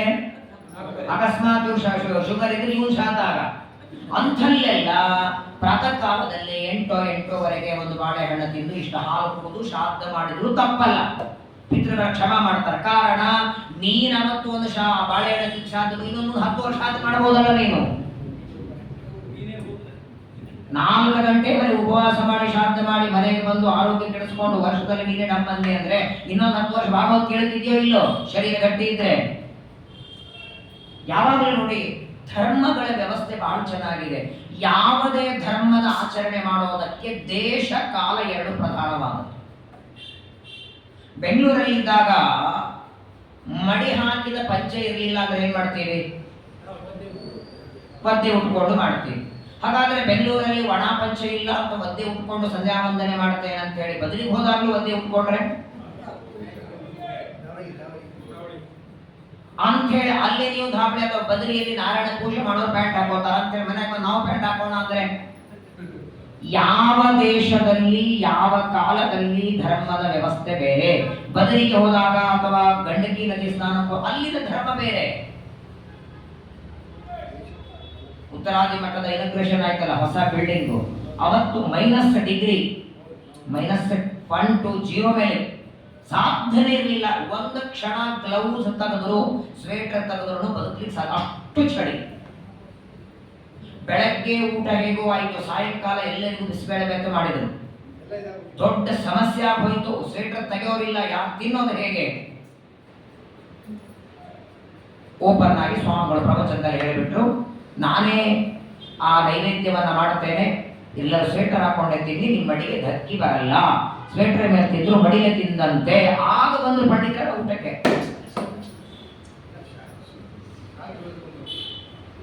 ಧಾವಳಿ ಹಚ್ಕೊಂಡು ಚಳಿ ಹೋಗ್ಲಿಲ್ಲ, ಧಾವಳಿ ಹಚ್ಕೊಂಡು ಅದು -ಡಿಗ್ರಿ ಮೇಲೆ, ಅದು ಹೆಂಗೋ ಏನೋ ದೇವರ ಸಂಕಲ್ಪ. ಹಾಗಾಗಿ ಧರ್ಮದ ವ್ಯವಸ್ಥೆ ಎಲ್ಲಾ ಕಾಲದಲ್ಲಿ ಒಂದೇ ಇರಲ್ಲ. ನೀವು ಪಂಚಾಂಗದಲ್ಲಿ ನೋಡಿರ್ತೀರಿ, ಇವಾಗ ಮನೆಗೆ ಹೋದ್ಮೇಲೆ ನೋಡಿ, ಈ ವರ್ಷ ಏನು ಗ್ರಹಣ ಇದೆಯಲ್ಲ, ಈ ಗ್ರಹಣದ ಬಗ್ಗೆ ಕೊಟ್ಟಾಗ ಹೇಳಿರ್ತಾರೆ ಇಷ್ಟೊತ್ತಿಗೆ ಊಟ ಮಾಡಿ ಅಂತ. ಒಟ್ಟಾರೆ ಗ್ರಹಣ ಇದ್ರೆ 12 ತಾಸು ಮೊದಲು ಊಟ. ಕೆಳಗೆ ಬರೀತಾರೆ ಅಶಕ್ತರಿಗೆ, ರೋಗಿಗಳಿಗೆ, ಗರ್ಭಿಣಿ ಸ್ತ್ರೀಯರಿಗೆ. ಯಾಕೆ ಈ ನಿಯಮ ಬಂತು? ರಿಯಾಯಿತಿ ಅಂತಾರಲ್ಲ, ಸಾಮಾನ್ಯರಿಗೆ ಒಂದು ನಿಯಮ, ರೋಗಿಗಳಿಗೆ ಒಂದು ನಿಯಮ. ನಾವು ಕೆಳಗಿಂದ ಆಚರಣೆ ಮಾಡ್ತೇವೆ, ರೋಗಿಗಳು ಹೋಗ್ಬಿಡ್ತೀವಿ ಆ ಹೊತ್ತಿಗೆ. ನಾವು ರೋಗಿಗಳಪ್ಪ, ನಮಗೂ 6 ಗಂಟೆವರೆಗೆ ನಡೆಯುತ್ತೆ. ಕಾರಣ ಏನು ಅಂದ್ರೆ, ನಿನಗೆ ಆಹಾರ ತಗೊಂಡ್ರೆ ಇನ್ನೊಂದು 10 ವರ್ಷ ಪಾಠ ಪ್ರವಚನ ಮಾಡ್ತೀಯಲ್ಲ, ಹಾಗಾದ್ರೆ ನಿನ್ನ ಶರೀರ ಚೆನ್ನಾಗಿ ಇದ್ದು ಧರ್ಮ ಕರ್ಮಗಳಿಗೆ ಉಪಯೋಗ ಆಗತ್ತೆ ಅಂತ ಆದರೆ ಕೆಲವು ಬಾರಿ ಸಂಕೋಚ ಮಾಡಿದ್ರು ತಪ್ಪಿಲ್ಲ. ಎಲ್ಲಾ ಕಡೆಗೆಲ್ಲ ಮತ್ತೆ 10 ಗಂಟೆಗೆ ಆಚಾರ ಶ್ರಾದ್ದಕ್ಕೆ ಬರ್ತಾರೆ, 12 ಊಟ ಆಗುತ್ತೆ, ಅಲ್ಲಿ ಬೆಳಗ್ಗೆ ಬಾಳೆಹಣ್ಣು ತಿನ್ನೋದಲ್ಲ. ಎಲ್ಲಿ ಉಪವಾಸದಿಂದ ಮಾಡ್ಲಿಕ್ಕೆ ಶ್ರಾದ್ದವಾಗತ್ತೆ ಮಾಡಬೇಕು, ಎಲ್ಲಿ ಇಲ್ಲ ಅಲ್ಲಿ ಕೆಲವು ಬಾರಿ ಸಂಕೋಚದ ನಿಯಮವನ್ನು ಶಾಸ್ತ್ರವೇ ವಿಧಾನ ಮಾಡಿತು. ಅದು ನಿಶ್ಚಿತ, ಅದು ಎಂದೂ ಹೇಳಿಲ್ಲ. ಅದು ಶ್ರಾದ್ದಕ್ಕೆ ದಿವಸ ಅಲ್ಲ. ಕಾಫಿ ಕುಡಿಯೋದು ಶ್ರಾದ್ದ ದಿನ ಅಲ್ಲ, 360 ದಿನವೂ ಅದು ನಿಷಿದ್ಧವೇ, ಅದು ಅನಿವಾರ್ಯ. ಅದು ಎಂದೂ ಕುಡಿಬಾರದು ಅಂತ ಹೇಳ್ತಾರೆ, ಅದು ನಿಷಿದ್ಧ. ಅವತ್ತೊಂದು ಸರ್ವತಾ ನಿಷಿದ್ಧ. ಹಾಗಾದ್ರೆ ಎಷ್ಟು ನೋಡಿ ನಮಗೆ ವಿಚಿತ್ರ ಅಂದ್ರೆ, ಒಬ್ಬ ವ್ಯಕ್ತಿ ಸಾಯ್ತಿದ್ದಾನೆ, ಅಜಾಮಿಲ ಒಳಗಡೆ ಪ್ರಾಣ ಬಿಡ್ತಿದ್ದಾನೆ, ಅವನನ್ನ ಕರ್ಕೊಂಡು ಹೋಗಬೇಕು ಅಂತ ಬಂದಿದ್ದಾರೆ. ಕರ್ಕೊಂಡು ಹೋಗೋದ್ರೊಳಗೆ ಯಾರು ಕರ್ಕೊಂಡು ಹೋಗಬೇಕು ಅಂತ ನಿರ್ಧಾರ ಇನ್ನೂ ಆಗಿಲ್ಲ. ವಿಷ್ಣುದೂತರಂತಾರೆ, ನಮಗೆ ವಿಷ್ಣುವಿನ ಆಜ್ಞೆ, ನಾವು ಕರ್ಕೊಂಡು ಹೋಗ್ತೀವಿ. ಯಮದೂತರಂತಾರೆ, ನಮಗೂ ನಮ್ಮ ಗುರುಗಳ ಆಜ್ಞೆ ಮಾಡಿದ್ದಾರೆ, ನಾವು ಕರ್ಕೊಂಡು ಹೋಗ್ತೀವಿ. ಒಬ್ಬ ವ್ಯಕ್ತಿಯನ್ನ 2 ಕಡೆ ಕರ್ಕೊಂಡು ಹೋಗೋದು ಹೆಂಗೆ? 3 ತಿಂಗಳು ನೀವು ಇರಿ, 3 ತಿಂಗಳು ನಾವು ಕರ್ಕೊಂಡು ಹೋಗ್ತೀವಿ. ಹಾಗಾದ್ರೆ ಕರ್ಕೊಂಡು ಹೋಗಬೇಕಾದ್ರೆ ವ್ಯವಸ್ಥೆ ಏನು? ಅವರಿಬ್ಬರ ಮಧ್ಯದಲ್ಲಿ ಚರ್ಚೆಯಾಗತ್ತೆ. ಏನು ವಿಚಿತ್ರ ಅಂದ್ರೆ, 3 ಅಧ್ಯಾಯ ಇದೆ. ವಿಷ್ಣುದೂತರ ಯಮದೂತರ ಮಧ್ಯದಲ್ಲಿ ನಡೆದ ಚರ್ಚೆ ಬಹಳ ಅದ್ಭುತವಾದದ್ದು. ಯಾವುದು ಧರ್ಮ ಯಾವುದು ಅಧರ್ಮ, ಪುಣ್ಯ ಹೇಗೆ ಪಾಪ ಹೇಗೆ, ಏನು ವ್ಯವಸ್ಥೆ, ಬಹಳ ಚೆನ್ನಾಗಿ ಉತ್ತರ ಕೊಡ್ತಾರೆ. ಆಗ ವಿಷ್ಣುದೂತರಂತಾರೆ, ಇಷ್ಟೆಲ್ಲ ತಿಳಿದಿದ್ದೀರಿ ಅಂದ ಮೇಲೆ, ಇಷ್ಟು ಜ್ಞಾನ ಇದೆ ಅಂದ ಮೇಲೆ ಇಲ್ಲಿ ಬರುವಾಗ ಒಂದು ಸ್ವಲ್ಪ ನೀವು ಆಲೋಚನೆ ಮಾಡಬೇಕಾಗಿತ್ತು. ಅಜಾಮಿಲ ಪಾಪ ಮಾಡಿಲ್ಲ ಅಂತ ನಾವು ಹೇಳ್ತಿಲ್ಲ, ಪಾಪ ಮಾಡಿದರೂ ಪಾಪದ ಪರಿಹಾರಕ್ಕೆ ಪ್ರಾಯಶ್ಚಿತ್ತ ರೂಪದಲ್ಲಿ ನಾಮಸ್ಮರಣೆ ಮಾಡಿದ್ದಾನೆ. ಅವನು ಅಜಾಮಿಲ ಯಮಲೋಕಕ್ಕೆ ಬರೋದಿಲ್ಲ.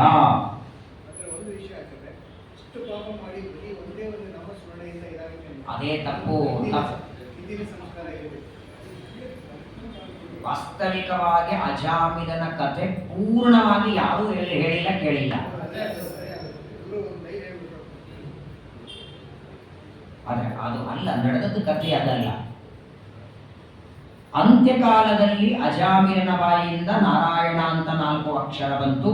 ವಿಷ್ಣುದೂತರು ಯಮದೂತರು ಬರ್ತಾರೆ, ಅವರಿಬ್ಬರ ಮಧ್ಯದಲ್ಲಿ ಚರ್ಚೆಯಾಗತ್ತೆ. ಕೊನೆಗೆ ಯಮದೂತರು ಕೇಳ್ತಾರೆ, ಈಗ ನಾವೇನು ಮಾಡೋಣ ಹೇಳ್ರಿ ಅಂದ್ರು. ಏನಿದ್ರು ವಿಷ್ಣುದೂತರು ದೊಡ್ಡವರಲ್ವೇ, ವಿಷ್ಣುವಿನ ದೂತರವರು.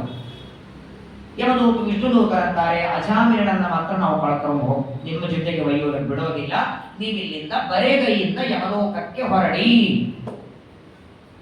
ಅನಿವಾರ್ಯವಾಗಿ ನೋಡಿ, ವಿಷ್ಣುದೂತರು ಯಮದೂತರು ಒಂದೇ ಕಡೆಗೆ ಸೇರಿದ್ದು ಫಸ್ಟ್ ಟೈಮ್ ಇನ್ ಲಾಸ್ಟ್. ಹಂಗೇನೆ ಭೂಮಿಗೆ ಬಂದು ಬರೇಗೈಯಿಂದ ಯಮದೂತರು ಹೋದದ್ದು ಫಸ್ಟ್ ಟೈಮೇ. ಅವ್ರು ಬಂದಾಗೆಲ್ಲ ಕರ್ಕೊಂಡೇ ಹೋಗ್ಬೇಕು. ಹಾಗಾದರೆ ವಿಷ್ಣುದೂತರ ಮಾತನ್ನ ಕೇಳಿ ಯಮದೂತರು ಬರೇಗೈಯಿಂದ ಯಮಲೋಕಕ್ಕೆ ಹೋದರು. ಮುಂದೇನಾಯಿತು?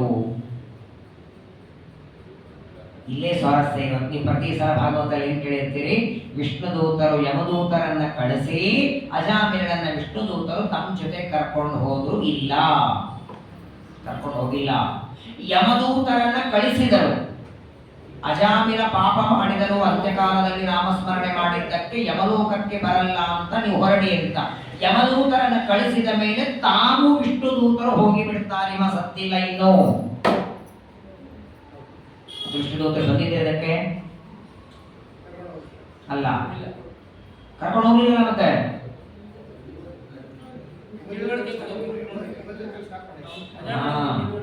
ವಿಷ್ಣುದೂತರು ಬಂದದ್ದು ಯಮದೂತರ ಜೊತೆಗೆ ಅಜಾಮಿಲ ಹೋಗೋದನ್ನ ತಡೆಯೋದಕ್ಕೆ ಬಂದಿದ್ರಷ್ಟೇ. ಅವರು ಉಪದೇಶ ಮಾಡಿ ಯಮದೂತರ ಜೊತೆಗೆ ವಾಕ್ಯಾರ್ಥ ಮಾಡಿ ಇಷ್ಟು ಪುಣ್ಯ ಪಾಪಗಳ ಬಗ್ಗೆ ತಿಳ್ಕೊಂಡವರು, ಅಜಾಮಿಲ ಪುಣ್ಯ ಮಾಡಿದ್ದಾನೆ ನಾಮಸ್ಮರಣೆ ಮಾಡಿ ಅವರನ್ನ ಕರ್ಕೊಂಡು ಹೋಗಬೇಡಿ ಅಂತ ತಡೆದರು. ಯಮದೂತರ ಹೋದ್ರು. ಅವ್ರ ಕೆಲಸ ಅಷ್ಟೇ ಇತ್ತು, ಅವ್ರು ಕರ್ಕೊಂಡು ಹೋಗೋದು ಬಂದಿದ್ದಿಲ್ಲ. ಅವರು ಅಲ್ಲೇ ಇರ್ಲಿ, ನಾರಾಯಣ ಅಂದ ಮೇಲೆ ಬಂದ್ರವರು.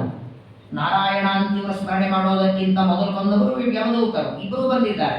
ಇಬ್ಬರು ಬಂದ ಮೇಲೆ ಇಬ್ಬರ ಮಧ್ಯದಲ್ಲಿ ವಾದ ವಿವಾದ ನಡೀತು, ಧರ್ಮಗಳ ಬಗ್ಗೆ. ಯಮದೂತರು ಹೇಳಿದ ಎಲ್ಲ ಮಾತು ಕೇಳಿಸಿಕೊಂಡ ಮೇಲೆ ವಿಷ್ಣುದೂತರಿಗೆ ಆನಂದ ಆಯ್ತು. ಬರೀ ಯಮದೂತರು ಅಂದ್ರೆ ಹೊಡೆಯವರೆಲ್ಲ, ಇಷ್ಟು ಜ್ಞಾನ ಇವರು ತಲೆಯೊಳಗಿದೆ.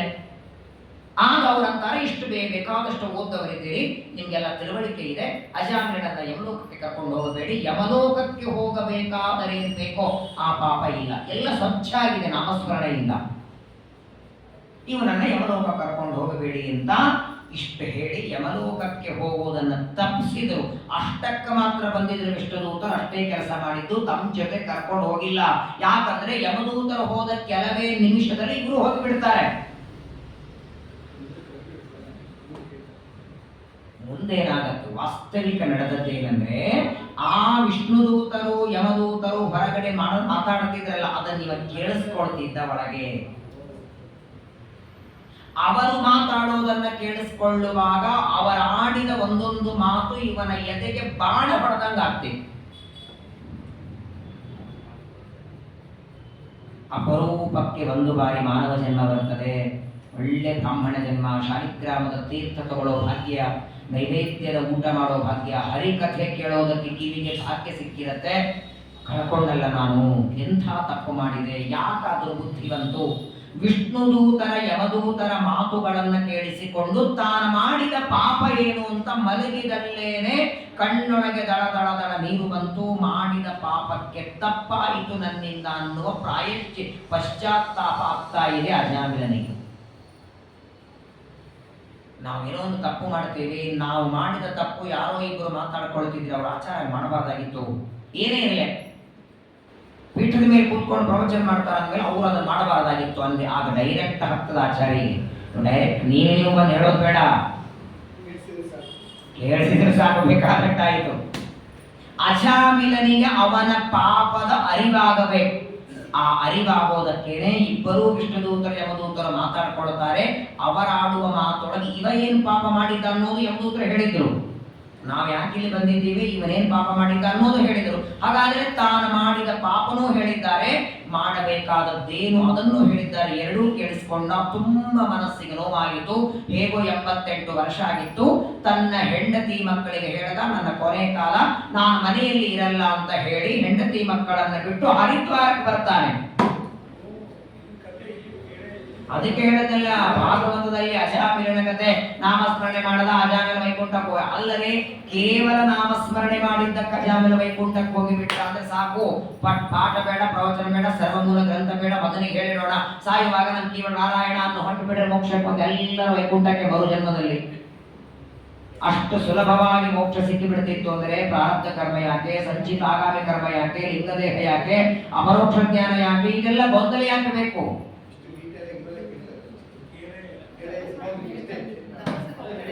ಅಜಾಮಿಲ ನೇರವಾಗಿ ವೈಕುಂಠಕ್ಕೆ ಹೋಗ್ಲಿಲ್ಲ, ಕರ್ಕೊಂಡು ಹೋಗ್ಲಿಲ್ಲ. ವಿಷ್ಣುದೂತರು ಬಂದು ಯಮದೂತರು ಕರ್ಕೊಂಡು ಹೋಗೋದನ್ನು ನಿಲ್ಲಿಸಿದ್ರು. ಈಗ ನಿಮ್ಮಲ್ಲೇ ನೋಡಿ, ಒಬ್ಬ ವ್ಯಕ್ತಿ ಸಾತ್ವಿಕ ಇರ್ತಾನೆ, ಏನೋ ಸಜ್ಜನ ಇರ್ತಾನೆ, ಅವನೇನೋ ತಪ್ಪ ನಡೆದಿರ್ತದೆ ಅವನಿಂದ. ಆದ್ರೆ ಆ ತಪ್ಪಿಗೆ ಅವನನ್ನು ಯಾರೋ ಜೈಲಿಗೆ ಒಯ್ಲಿಕ್ಕೆ ಬಂದ್ರೆ ನೀನು ಮನೆಗೆ ಬರ್ತೇನೆ, ದಯಮಾಡಿ ಅವ್ರು ಜೈಲಿಗೆ ಕರ್ಕೊಂಡು ಹೋಗ್ಬೇಡ್ರಿ, ನೀನು ಒಂದು ಮಾಡಿದ್ರೆ ಅದು ಆ ವ್ಯಕ್ತಿ ಅಂಥವರಲ್ಲ ಅವು. ನೀವು ಆಕ್ಚುಲಿ ಅವನನ್ನು ಬಿಡಿಸೋದಕ್ಕೆ ಬಂದಿರ್ತೀರ ಅಷ್ಟೇ. ಯಾಕೆ ಬಂದಿರ್ತೀರ, ಅವ್ನು ನಿಮ್ಮವ ಅಂತ. ಹಾಗೆ ಅಜಾಮಿಲ ನಮ್ಮವ ಅನ್ನೋ ದೃಷ್ಟಿಯಿಂದ ವೈಕುಂಠದಿಂದ ಬಂದು ಯಮಲೋಕಕ್ಕೆ ಹೋಗದೇ ಇದ್ದಾಗ ಬಿಡಿಸಿ ತಮ್ಮ ಕೆಲಸ ಮುಗಿಸಿ ಹೋಗಿಬಿಟ್ರು. ಅವರು ಹೋಗ್ತಾರೆ, ಇವರು ಹೋಗ್ತಾರೆ. ಇಬ್ಬರೂ ತಮ್ಮ ತಮ್ಮ 3 ಲೋಕಕ್ಕೆ ಹೋದ ಮೇಲೆ ಇವನಿಗೆ ಪಶ್ಚಾತ್ತಾಪವಾಗಿ ನಾನು ಮಾಡಬಾರದಲ್ಲ ಮಾಡಿದೆ ಅಂತ ಪಶ್ಚಾತ್ತಾಪದಿಂದ ಹರಿದ್ವಾರಕ್ಕೆ ಬಂದು ಗಂಗಾ ನದಿಯಲ್ಲಿ ಸ್ನಾನ ಮಾಡಿ ತಪಸ್ಸು ಮಾಡ್ತಾನೆ. ಐಶ್ವರ್ಯ ಇನ್ನು.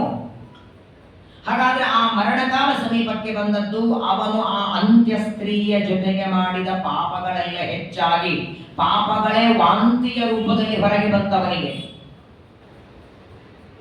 ತನ್ನ ಕೊನೆಯ ಆಯುಷ್ಯವನ್ನ ಹರಿದ್ವಾರದಲ್ಲಿ ಸಾಕ್ಷಾತ್ ಭಗವಂತನ ಪಾದದಿಂದ ಉದ್ಭವಿಸಿದ ಗಂಗೆಯಲ್ಲಿ ಸ್ನಾನ ಮಾಡಿ ತಪಸ್ಸು ಮಾಡಿ ಭಗವಂತನ ಆರಾಧನೆ ಮಾಡಿ ಸಂಚಿತ ಆಗಾಮಿ ಕರ್ಮಗಳನ್ನು ಕರ್ಕೊಂಡು ಪ್ರಾರಬ್ಧವನ್ನು ಭೋಗ ಮಾಡಿ ಆ ನಂತರ ಮೋಕ್ಷ ಪಡೆದ. ಹಾಗಾದರೆ ಸ್ವಾರಸ್ಯ ಏನು? ನಮ್ಮಲ್ಲಿ ಯಾವಾಗಲೂ ನೋಡಿ, ಏನೇ ಒಂದು ಮಾಡು ಅಂತ ಹೇಳಬೇಕಾದ್ರೆ ಪ್ರೆಷರ್ ಹಾಕಿ ಹೇಳ್ತಾರಲ್ಲ.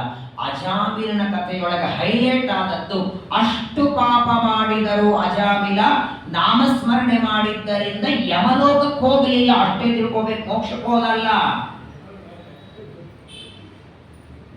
ಅಜಾಮಿಲ ನಾಮಸ್ಮರಣೆ ಮಾಡಿದ ಮಾತ್ರ ಮೋಕ್ಷಕ್ಕೆ ಹೋಗ್ಬಿಟ್ಟ, ನಾವು ಎಲ್ಲ ನಾಮಸ್ಮರಣೆ ಬೇಕಾದಷ್ಟು ಪಾಪ ಮಾಡಿದ್ರು ಹೋಗ್ತೀವಿ ಅಂತ ತಿಳ್ಕೊಳ್ಳೋದಲ್ಲ. ಅಂತ್ಯಕಾಲದಲ್ಲಿ ಹರಿನಾಮ ಸ್ಮರಣೆ ಮಾಡಿದ್ದರಿಂದ ಪಾಪ ಮಾಡಿದ್ದಕ್ಕೆ ಯಮಲೋಕಕ್ಕೆ ಹೋಗದೆ ಸತ್ಕರ್ಮಗಳ ಮಾಡಿ ಸದಾಚಾರದಿಂದ ಹರಿದ್ವಾರದಲ್ಲಿ ತಪಸ್ಸು ಮಾಡಿ ಉದ್ಧಾರನಾದ. ಇದು ಅಂತ್ಯಕಾಲದಲ್ಲಿ ಹರಿನಾಮ ಸ್ಮರಣೆಯ ಮಹತ್ವ ತೋರಿಸಬೇಕಾಗಿದೆ. ಅದಕ್ಕೆ ಅಜಾಮಿಲನ ಕಥೆ ಹೇಳಿದ್ದೆ. ಮತ್ತು ಅಜಾಮಿಲ ಅಷ್ಟಕ್ಕೆ ಮೋಕ್ಷಕ್ಕೆ ಹೋದದ್ದಲ್ಲ, ಅರಣ್ಯಕ್ಕೆ ಬರ್ತಾನೆ, ಹರಿದ್ವಾರಕ್ಕೆ ಬರ್ತಾನೆ, ಗಂಗಾ ನದಿಯಲ್ಲಿ ಸ್ನಾನ ಮಾಡ್ತಾನೆ. ವಿಶೇಷವಾಗಿ 1 ದಿನ ಬೇಡ, ಯಾವಾಗ ನೋಡಿ ಎಲ್ಲಾ ನದಿಗಳಲ್ಲಿ ಸ್ನಾನ ಮಾಡಿದರೆ ಆ ಸ್ನಾನದ ಪುಣ್ಯ ಎಷ್ಟು ದಿನ ಬರ್ತದೆ ಅಂತ ಹೇಳಿದ್ದಾರೆ. ವತ್ಸರೇ ತತು ಜಾಹ್ನವಿ, 1 ಬಾರಿ ಗಂಗೆಯಲ್ಲಿ ಸ್ನಾನ ಮಾಡಿದರೆ 1 ವರ್ಷದವರೆಗೆ ಪುಣ್ಯ ಇರತ್ತಂತೆ. ಅಂಥದ್ರೊಳಗೆ ದಿನಕ್ಕೆ 3 ಹೊತ್ತು ಸ್ನಾನ ಮಾಡ್ತಿದ್ದ. 3 ಹೊತ್ತು ಸ್ನಾನವನ್ನ ಮಾಡಿ ಬ್ರಹ್ಮ ಬೀಜವನ್ನ, ಬ್ರಹ್ಮಾಕ್ಷರವನ್ನ, ಗಾಯತ್ರಿ ಮಂತ್ರವನ್ನ ಜಪ ಮಾಡ್ತಾ ಅಂತ್ಯಕಾಲದಲ್ಲಿ ಮಾಡಬೇಕಾದ ಸಾಧನೆಯನ್ನ ಮಾಡಿಕೊಂಡು ಅಜಾಮಿಲ ಉದ್ಧಾರನಾಗ್ತಾನೆ. ಆ ಅಜಾಮಿಲನ ಕಥೆಯಿಂದ ಹರಿನಾಮ ಸ್ಮರಣೆಯ ಮಹತ್ವ ಜಗತ್ತಿಗೆ ತೋರಿಸಿದರು. ಈ ಕಡೆ ಏನಾಯಿತು ಗೊತ್ತಾ? ಯಮದೂತರು ಬಂದ್ರಲ್ಲ, ಯಮದೂತರು ಬರೆಗೈಯಿಂದ ಬಂದರು. ವಿಷ್ಣುದೂತರಿಂದ ಕಳುಹಿಸಲ್ಪಟ್ಟ ಯಮದೂತರು ಬಂದಾಕ್ಷಣ ಯಮದೇವರು ಕೇಳ್ತಾರೆ, ಯಾಕೆ ಅಜಾಮಿಲನ್ನ ಕರ್ಕೊಂಡು ಬರಲಿಲ್ಲ ಅಂದಾಗ, ಆಗ ಯಮದೂತರು ಯಮದೇವರಿಗೆ ಪ್ರಶ್ನೆ ಕೇಳ್ತಾರೆ, ಕಸಿ ಶಾಸ್ತಾರು, ಸ್ವಾಮಿ ಜೀವರಾಶಿಗಳಿಗೆ ಪುಣ್ಯ ಪಾಪಗಳಿಗೆ ಶಿಕ್ಷೆ ಕೊಡೋರು ಎಷ್ಟು ಜನ ಇದ್ದಾರೆ? ಯಮದೂತರು ಯಮದೇವರಿಗೆ ಕೇಳಿದ ಪ್ರಶ್ನೆ. ಯಮದೇವರಂದ್ರು, ಇವತ್ತಿನವರೆಗೆ ಬರದೇ ಇರೋ ಪ್ರಶ್ನೆ ಇವತ್ತ್ಯಾಕೆ ಬಂತು ನಿಮಗೆ? ಯಮದೂತರಂತಾರೆ, ಇಲ್ಲ ಸ್ವಾಮಿ, ಇವತ್ತಿನವರೆಗೆ ಪ್ರಶ್ನೆ ಬಂದಿರಲಿಲ್ಲ. ಯಾಕಂದ್ರೆ ನಾವು ತಿಳ್ಕೊಂಡದ್ದು ಪಾಪ ಮಾಡುತ್ತಾರೆ, ಅವರಿಗೆ ದಂಡ ಕೊಡೋರು ನೀವು. ಹಾಗಾಗಿ ನೇರವಾಗಿ ಹೋಗಿ ಅವ್ರ ಬುದ್ಧಿಗೆ ಪಾಶ ಹಾಕೊಂಡು ತಂದು ನಿಮ್ಮ ಹತ್ರ ಒಪ್ಪಿಸ್ತಿದ್ವಿ, ನೀವು ದಂಡ ಕೊಡ್ತಿದ್ವಿ. ಆದರೆ ನಾವು ಹೋದಾಗ ವಿಷ್ಣುದೂತರು ಅಂತ ಬಂದು ಆ ವಿಷ್ಣುದೂತರು ನಮ್ಮ ಜೊತೆಗೆ ವಾದ ವಿವಾದ ಮಾಡಿ ಅಷ್ಟು ಪಾಪ ಮಾಡಿದರೂ ಅಜಾಮೀರನನ್ನ ನಮ್ಮ ಜೊತೆಗೆ ಕರ್ಕೊಂಡು ಹೋಗೋದಕ್ಕೆ ಬಿಡ್ಲಿಲ್ಲಲ್ಲ. ಅದಕ್ಕೆ ಈ ಪ್ರಶ್ನೆ ಬರ್ತಾ ಇದೆ, ದಯಮಾಡಿ ಇದರ ರಹಸ್ಯ ನಮ್ಗೆ ಗೊತ್ತಾಗ್ಲಿಲ್ಲ ಅಂದಾಗ ಯಮದೇವರು ಹೇಳ್ತಾರೆ, ಆ ವಿಷ್ಣುದೂತರು ಅಂತ ಯಾರು ಬಂದಿದ್ದಾರಲ್ಲ ಅವನು ಸಾಮಾನ್ಯ ವ್ಯಕ್ತಿಯಲ್ಲಪ್ಪ. ನನ್ನಂತಹ ಅನಂತಾನಂತ ದೇವತೆಗಳನ್ನ ಋಷಿಗಳನ್ನ ಆಳುವ ಸರ್ವಜ್ಞನಾದ ಭಗವಂತನ ಭಕ್ತರಪ್ಪ ಅವರು. ಯಮದೇವರು ಹೇಳ್ತಾರೆ, ನನಗೆ ಈ ಯಮ ಪದವಿ ದೇವರು ಕೊಟ್ಟಿದ್ದಾನಲ್ಲ, ಇಷ್ಟು ವರ್ಷ ಇರುವಂತ ಕೊಟ್ಟದ್ದಟ್ಟೆ. ನಾನು ಮಾಡಬೇಕಾದ ಕೆಲಸ ಮುಗಿದ ಮೇಲೆ ನಾನು ಇಲ್ಲಿಂದ ರಿಟೈರ್ ಆಗಿ ಹೊರಡಬೇಕು. ಬ್ರಹ್ಮದೇವರಿಗೆ ಸತ್ಯಲೋಕ, ನನಗೆ ಯಮಲೋಕ, ಇಂದ್ರದೇವರಿಗೆ ಸ್ವರ್ಗಲೋಕ, ರುದ್ರದೇವರಿಗೆ ಕೈಲಾಸ, ಎಲ್ಲ ದೇವತೆಗಳಿಗೆ ಒಂದೊಂದು ಲೋಕದಲ್ಲಿ ಇಷ್ಟಿಷ್ಟು ವರ್ಷಗಳವರೆಗೆ ಇರೋದಕ್ಕೆ ಅವಕಾಶ ಮಾಡಿಕೊಟ್ಟವನು. ಎಲ್ಲಾ ಪದವಿಗಳ ಚೇಂಜ್ ಆಗುತ್ತೆ. ಈಗಿದ್ದ ಬ್ರಹ್ಮ ಮುಕ್ತರಾದರೆ ವಾಯುದೇವರು ಬ್ರಹ್ಮ ಪದವಿಗೆ ಬರ್ತಾರೆ. ಈಗಿದ್ದ ಶೇಷದೇವರು ಮೋಕ್ಷಕ್ಕೆ ಹೋದ ರುದ್ರದೇವರು ಶೇಷದೇವರಾಗ್ತಾರೆ. ಎಲ್ಲ ದೇವತೆಗಳ ಪದವಿ ಚೇಂಜ್ ಆಗಿ ಬೇರೆ ದೇವತೆ ಬರ್ತಾರೆ. ದೇವರ ಪದವಿಯಲ್ಲಿ ಬೇರೆಯವರು ಬರಲ್ಲ. ಈ ದೇವರು ರಿಟೈರ್ ಆಗಿ ಇನ್ನೊಬ್ಬ ದೇವರಲ್ಲಿ ಬಂದ. ಅನಾದಿ ಕಾಲದಿಂದ ಅನಂತ ಕಾಲದವರೆಗೆ ಅವನೇ ದೇವರು, ಅವಳೇ ಹೆಂಡತಿ ಲಕ್ಷ್ಮಿ. ಅಂತಹ ವಿಷ್ಣುವಿನ ದೂತರು ಬಂದಿದ್ದಾರೆ. ಅಜಾಮಿಲನನ್ನ ಅವರು ಕರ್ಕೊಂಡು ಹೋಗಿದ್ದಾರೆ. ಪರವಾಗಿಲ್ಲ ಬಿಡಿ ಅಂತ ಯಮದೇವರಂದ್ರೆ ಯಮದೂತರಂದ್ರು, ಸ್ವಾಮಿ ಸರಿಯಾಯಿತು, ಒಳ್ಳೇದು ಹೇಳಿದ್ರಿ, ನಿಮ್ಮ ಹತ್ರ ಒಂದು ಪ್ರಶ್ನೆ ಕೇಳ್ತೇವೆ ನಾವು. ಇನ್ನ ಮೇಲೆ ಹೀಗಾಗೋದು ಬೇಡ. ಒಂದು ನಮಗೆ ನಿರ್ಧಾರ ಮಾಡಿ ಹೇಳಿ, ಇಂತಿಂತ ಪಾಪ ಮಾಡಿದ್ರೆ ಅವನನ್ನ ಕರ್ಕೊಂಡು ಬನ್ನಿ, ಇಂಥ ಪುಣ್ಯ ಕರ್ಮ ಮಾಡಿದ್ರೆ ಆ ವ್ಯಕ್ತಿಯನ್ನ ಯಮಲೋಕಕ್ಕೆ ಕರ್ಕೊಂಡು ಬರಬೇಡಿ ಅಂತ ಒಂದು ನಿಷ್ಕೃಷ್ಟವಾಗಿ ಹೇಳಿ. ಯಾರ ಮನೆಗೆ ಹೋಗಬೇಕು, ಯಾರ ಮನೆಗೆ ಹೋಗಬಾರದು ಅಂತ ನಮಗೆ ನೀವು ಹೇಳಿದರೆ, ಮುಂದಿನ ಬಾರಿ ಯಾರನ್ನು ಕರ್ಕೊಂಡು ಬರೋದಕ್ಕೆ ನಾವು ಹೋದಾಗ ಮತ್ತೆ ಅಲ್ಲಿ ವಿಷ್ಣುದೂತರು ಬಂದು ನಮಗೂ ಅವರಿಗೂ ಪರಸ್ಪರ ಜಗಳ ಆಗಿ ಕಲಹ ಆಗಿ ಮತ್ತು ನಮ್ಮನ್ನು ಬರೆಗೈಯಿಂದ ಕಳಿಸ್ಬೇಕು. ಹೋಗದ್ದು ಬಂದದ್ದು ಶ್ರಮ, ಮೇಲಾಗಿ ಅವ್ರ ಜೊತೆ ವಾದ ವಿವಾದ, ಇದೆಲ್ಲ ಗೊಂದಲ ಬೇಡ. ಯಾರನ್ನ ಕರ್ಕೊಂಡು ಬರಬೇಕು? ಮತ್ತೆ ಉಟ್ಕೊಂಡವರು, ಧಾಬಳಿ ಉಟ್ಕೊಂಡವರು ಯಾರಿದ್ದಾರೋ ಅವರನ್ನೆಲ್ಲ ಈ ಪಂಕ್ತಿ ಕೂಡಿಸಿ, ಲುಂಗಿ ಉಟ್ಕೊಂಡವ್ರನ್ನ ಈ ಪಂಕ್ತಿ ಕೂಡಿಸಿ, ಬ್ಯಾಂಡ್ ಹಾಕೊಂಡವ್ರನ್ನ ಆ ಗೋಡೆ ಕೂಡಿಸಿ ಅಂತ ವಿಭಾಗ ಮಾಡ್ತಾರಲ್ಲ. ಹಂಗೇನೆ ಯಮಲೋಕಕ್ಕೆ ಇಂಥವರನ್ನ ಕರ್ಕೊಂಡು ಬನ್ನಿ, ಇಂತಿಂತ ಸತ್ಕರ್ಮಗಳ ಮಾಡಿದ್ರೆ ಆ ವ್ಯಕ್ತಿಯನ್ನ ಯಮಲೋಕಕ್ಕೆ ತರಬೇಡಿ ಅಂತ ಒಂದು ಲಕ್ಷಣ ಹೇಳಿಬಿಡಿ. ಅದನ್ನ ನೋಡಿಕೊಂಡು ಇನ್ನು ಮೇಲೆ ಯಾರ ಮನೆಗಾದ್ರೂ ಹೋಗಬೇಕಾದಾಗ ವಿಚಾರ ಮಾಡಿ, ಓ ಇವ್ರು ಇಂತಿಂತ ಕರ್ಮ ಮಾಡಿದ್ರೆ ಅವ್ರ ಮನೆಗೆ ಹೋಗೋದಿರಲಿ, ಅವ್ರ ಮನೆ ಕಡೆ ತಲೆ ಹಾಕಿ ಮಲಗಲ್ಲ. ಹಾಗಾಗಿ ಯಾರನ್ನ ತರಬೇಕು, ಯಾರನ್ನ ತರಬಾರದು ಹೇಳಿ ಅಂತ ಯಮದೂತರು ಗುರುಗಳಾದ ಯಮದೇವರಿಗೆ ಕೇಳಿದರೆ, ಮೊದಲು ಯಾರನ್ನ ಯಮಲೋಕಕ್ಕೆ ತರಬಾರದು, ಯಮಲೋಕಕ್ಕೆ ಬರದೇ ಇರುವ ವ್ಯಕ್ತಿಗಳ ಯಾರು ಏನು ಪುಣ್ಯ ಮಾಡಿರ್ತಾರೆ, ಎಂಥವರನ್ನ ಯಮಲೋಕಕ್ಕೆ ತರಬಾರದು ಅಂತ ಮೊದಲು ಹೇಳಿದರಂತೆ ಯಮದೇವರು. ತೇ ದೇವ ಸಿದ್ಧ ಪರಿಗೀತ ಪವಿತ್ರ ಗಾಥಾಃ ಯೇ ಸಾಧವಾಃ ಸಮದೃಶಾಃ ಭಗವತ್ ಪ್ರಪನ್ನಾಃ ತಾನ್ನೋಪಸೀದತ ಹರೇರ್ಗದಯಾಭಿಗುಪ್ತಾಂ ನೈಷಾಂ ಭಯಂ ನ ಚ ವಯಂ ಪ್ರಭವಾಮ ದಂಡೇ. ದೊಡ್ಡ ಲಿಸ್ಟ್ ಕೊಟ್ರ. ಯಾವ ವ್ಯಕ್ತಿಯನ್ನ ಯಮಲೋಕಕ್ಕೆ ತರಬಾರದು? ಮೊಟ್ಟ ಮೊದಲನೇದಾಗಿ ಒಬ್ಬ ವ್ಯಕ್ತಿಯ ಮಾಡಿದ ಒಳ್ಳೆಯ ಕರ್ಮವನ್ನ ಯಾರಾದರೂ ದೊಡ್ಡವರು ಹೊಗಳುತ್ತಿದ್ರೆ, ದೊಡ್ಡವರ ಜ್ಞಾನಿಗಳ ದೃಷ್ಟಿಯೊಳಗೆ ಇವನೊಬ್ಬ ಒಳ್ಳೆಯವನಾಗಿದ್ದರೆ ಅಂಥವನನ್ನ ಯಮಲೋಕಕ್ಕೆ ತರಬೇಡಿ. ಒಂದೇ ಒಂದು ಸಲ ಯಾರೋ ಸ್ವಾಮಿಗಳು, ಯಾವುದೇ ಮಠದ ಸ್ವಾಮಿಗಳು, ಹೇಗೆ ನಡೆದಿದೆ ನಿಮ್ಮ ಪಾಠ ಪ್ರವಚನ, ನಿಮ್ಮ ಒಂದೇ ಪ್ರಶ್ನೆ ನಿಮ್ಗೆ ಕೇಳಿ ಯಮದೇವರು ನಿಮ್ಮನ್ನು ಕ್ಯಾನ್ಸಲ್ ಮಾಡಿಬಿಡ್ತಾರೆ, ಕರ್ಕೊಂಡು ಹೋಗೋದು ಬೇಡ ಇವರನ್ನ. ಜ್ಞಾನಿಗಳು ಇವನ ಜೊತೆ ಮಾತಾಡಿಸ್ತಾರೆ, ಪಾಠ ಪ್ರವಚನದ ಬಗ್ಗೆ ಇವನಿಗೆ ಪ್ರಶ್ನೆ ಕೇಳ್ತಾರೆ ಅಂದ್ರೆ ಅಲ್ಲಿ ಹೋಗೋದು ಬೇಡ. ಶ್ರೀಮದ್ ಆಚಾರ್ಯರು 2 ಬಟ್ಟೆ ಮಾಡಿದ್ದಾರೆ ನೋಡಿ, ಮಧ್ವಾಚಾರ್ಯ ಫೋಟೋಗೆ ಹಾಕಿ ಯಮದೇವರು 2 ಬಟ್ಟೆ ಮಾಡಿದರಂತೆ. ಯಮದೇವತರಿಗೆ ಹೇಳ್ತಾರೆ, ಏನೇ ಮಾಡಲಿ ಮಾಡದಿರಲಿ ಎರಡು ಮಾತ್ರ ತಪ್ಪದೇ ಮಾಡುವ ವ್ಯಕ್ತಿಯನ್ನ ಯಮಲೋಕಕ್ಕೆ ತರುವ ಕೆಲಸ ಮಾಡಬೇಡಿ. ಒಂದು ಏಕಾದಶಿ ಉಪವಾಸ, ಇನ್ನೊಂದು ತಪ್ಪದೇ ಭಾಗವತಾದಿ ಗ್ರಂಥಗಳ ಶ್ರವಣ. ಇದು ಎರಡು ಮಾಡುತ್ತಿದ್ರೆ 1000 ತಪ್ಪು ಮಾಡಲಿ ಅವನನ್ನು ಯಮಲೋಕಕ್ಕೆ ಕರ್ಕೊಂಡ್ ಬರಬೇಡಿ ಎಂದ. ಒಂದು ಅಧ್ಯಾಯವಾದರೂ ಭಗವದ್ಗೀತಾ ಪಾರಾಯಣ, ಪ್ರತಿನಿತ್ಯ ವಿಷ್ಣು ಸಹಸ್ರನಾಮದ ಪಾರಾಯಣ, ಒಂದು ಬಾರಿಯಾದರೂ ಪುರುಷ ಸೂಕ್ತವನ್ನ ಪಠಣ ಮಾಡಿ ದೇವರಿಗೆ ಅಭಿಷೇಕ. ಯಾರ ಮನೆಯ ಅಂಗಳದಲ್ಲಿ ತುಳಸಿ ವೃಂದಾವನ ಇರುತ್ತೆ ಅವರನ್ನ ಕರ್ಕೊಂಡ್ ಬರಬೇಡಿ.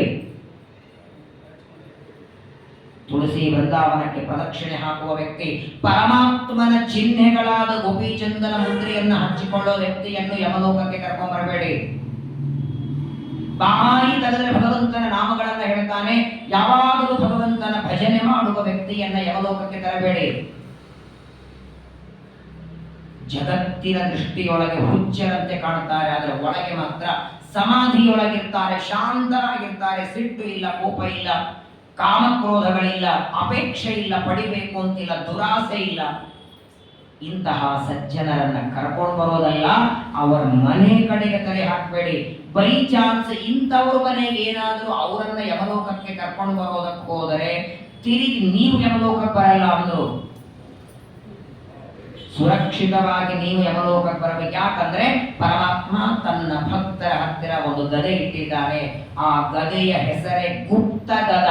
ಅದು ಎಲ್ಲಿ ಇಟ್ಟಿದ್ದಾನಂತ ಇವರಿಗೆ ಗೊತ್ತಿಲ್ಲ. ಆ ಗದೆಯಿಂದ ತಪ್ಪಿಸ್ಕೊಂಡು ಬರೋದು ಕಷ್ಟ ಆದೀತು.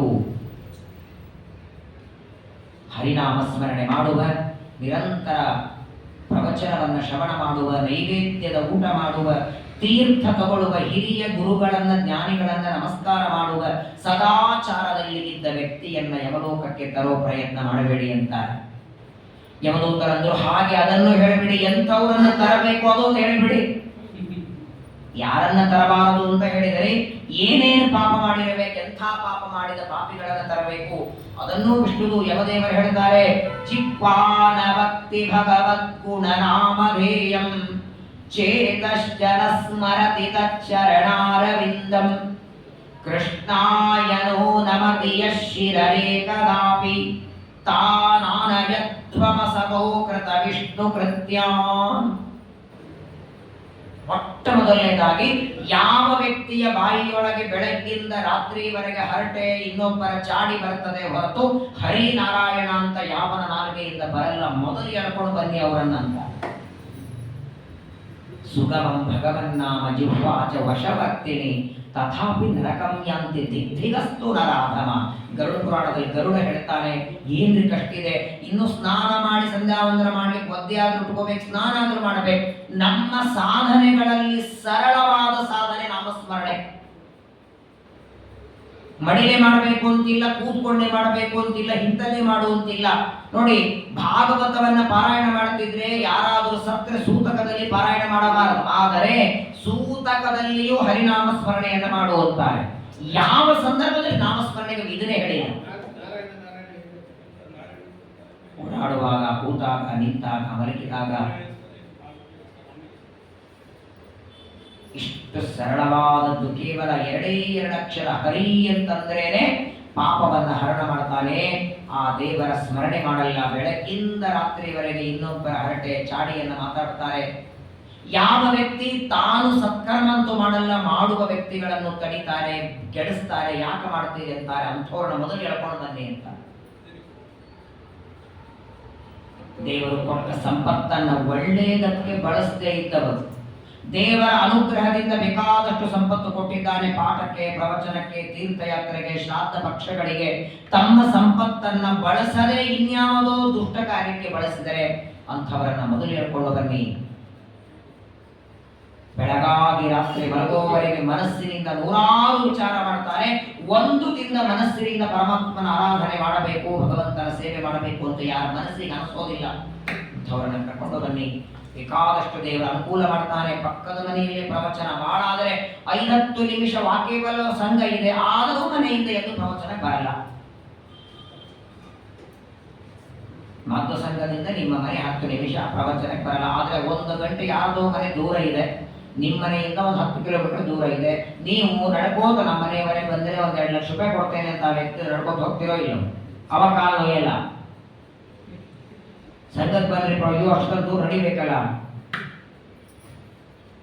ದೇವರ ಸೇವೆಗೆ ಉಪಯೋಗವಾಗದಿರುವ ಕೈ ಕಾಲು ಕಣ್ಣುಗಳು ಯಾವ ಭಗವಂತನ ಸೇವೆಗೆ ಬಳಸೋದಿಲ್ಲ, ಅವರನ್ನ ಮೊದಲು ಕರ್ಕೊಂಡು ಬನ್ನಿ. ಯಮದೂತರು ಬಹಳ ವಿಸ್ತಾರವಾಗಿ ಯಮದೇ ದೂತರಿಗೆ ಉಪದೇಶವನ್ನ ಮಾಡಿ ಈಗ ಯಮದೇವರೇ ಹೇಳ್ತಾರೆ, ಈಗ ಸದ್ಯದಲ್ಲಿ ವಾಸ್ತವಿಕವಾಗಿ ಅಜಾಮಿಲ ಬ್ರಾಹ್ಮಣ್ಯ ಕಳ್ಕೊಂಡದ್ದು ಸತ್ಯವೇ, ಎರಡನೇ ಮಾತಿಲ್ಲ.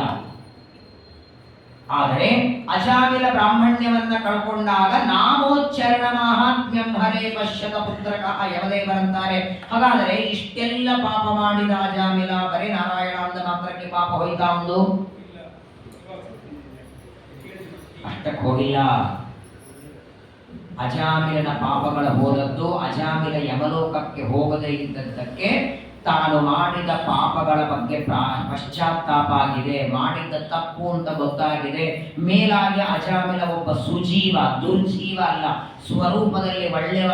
ಇವನು ಸಾಧನ ಮಾಡಿಕೊಂಡು ಮುಂದೆ ತಪಸ್ಸು ಮಾಡಿ ಉದ್ಧಾರ ಹೊಂದತಾನೆ, ಭಗವಂತನ ಸಂಕಲ್ಪ ಆದದ್ದರಿಂದ ಮುಂದೆ ಮಾಡುವ ಧ್ಯಾನ ಪರಮಾತ್ಮನ ಚಿಂತನದಿಂದ ಉದ್ಧಾರನಾದ ನಾಮಸ್ಮರಣೆ ಅದನ್ನು ಮಾಡೋದಕ್ಕೆ ಅನುಕೂಲ ಮಾಡಿಕೊಟ್ಟಿತ್ತು ಅವನಿಗೆ. ತಪಸ್ಸು ಮಾಡೋದಕ್ಕೆ ಹರಿದ್ವಾರದಲ್ಲಿ ಭಗವಂತನ ಆರಾಧನೆ ಮಾಡೋದಕ್ಕೆ ನಾಮಸ್ಮರಣೆ ಕಾರಣ ಆಯಿತೇ ಹೊರತು ಅಂಥೇಳಿ ಅಜಾಮಿಲ ನಾಮಸ್ಮರಣೆಯಿಂದ ಹೋಗಿಲ್ಲ ಅಂದ್ರೆ ನಾಮಸ್ಮರಣೆಗೆ ಮೋಕ್ಷ ಕೊಡೋ ಸಾಮರ್ಥ್ಯ ಇಲ್ಲ ಅಂತೂ ಅನ್ಕೋಬೇಡಿ ಮತ್ತೆ. ಆದರೆ ಪರಮಾತ್ಮ ಕೇವಲ ನಾಮಸ್ಮರಣೆಯಿಂದ ಯಾರಿಗೂ ಮೋಕ್ಷ ಕೊಡಲ್ಲ. ನಾಮಸ್ಮರಣೆಯಿಂದ ಸದ್ಗತಿಯನ್ನ, ಸಜ್ಜನರ ಸಮಾಗಮನ್ನ, ಒಳ್ಳೆ ಗುರುಗಳ ಸಮಾಗಮ ಮಾಡಿಸಿ ಅವರಿಂದ ಉಪದೇಶ ಪಡಿಸಿ ಉದ್ಧಾರವನ್ನ ಮಾಡ್ತಾನೆ. ಕಲಿಯುಗಗಳು ಹರಿನಾಮ ಬೋಧನೆದರೆ ಕುಲ ಕೋಟಿಗಳು ಉದ್ಧರಿಸುವವು.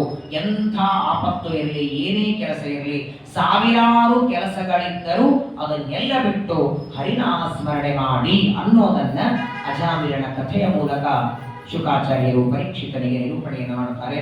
ಇಂತಹ ಪವಿತ್ರವಾದ ಪರ್ವತದಷ್ಟು ಹತ್ತಿ ಸುಡೋದಕ್ಕೆ ಪರ್ವತದಷ್ಟು ಕೆಂಡ ಬೇಕಾಗಿಲ್ಲ, ಒಂದು ಕಿಡಿ ಸಾಕು. ಹಾಗೆ ನಮ್ಮ ಪಾಪಗಳೆಂಬ ಪರ್ವತವನ್ನು ಸುಡುವ ಒಂದೇ ಒಂದು ಕಿಡಿ, ಅದು ಹರಿ ನಾರಾಯಣ ಅಚ್ಯುತ ಅನಂತ ಗೋವಿಂದ.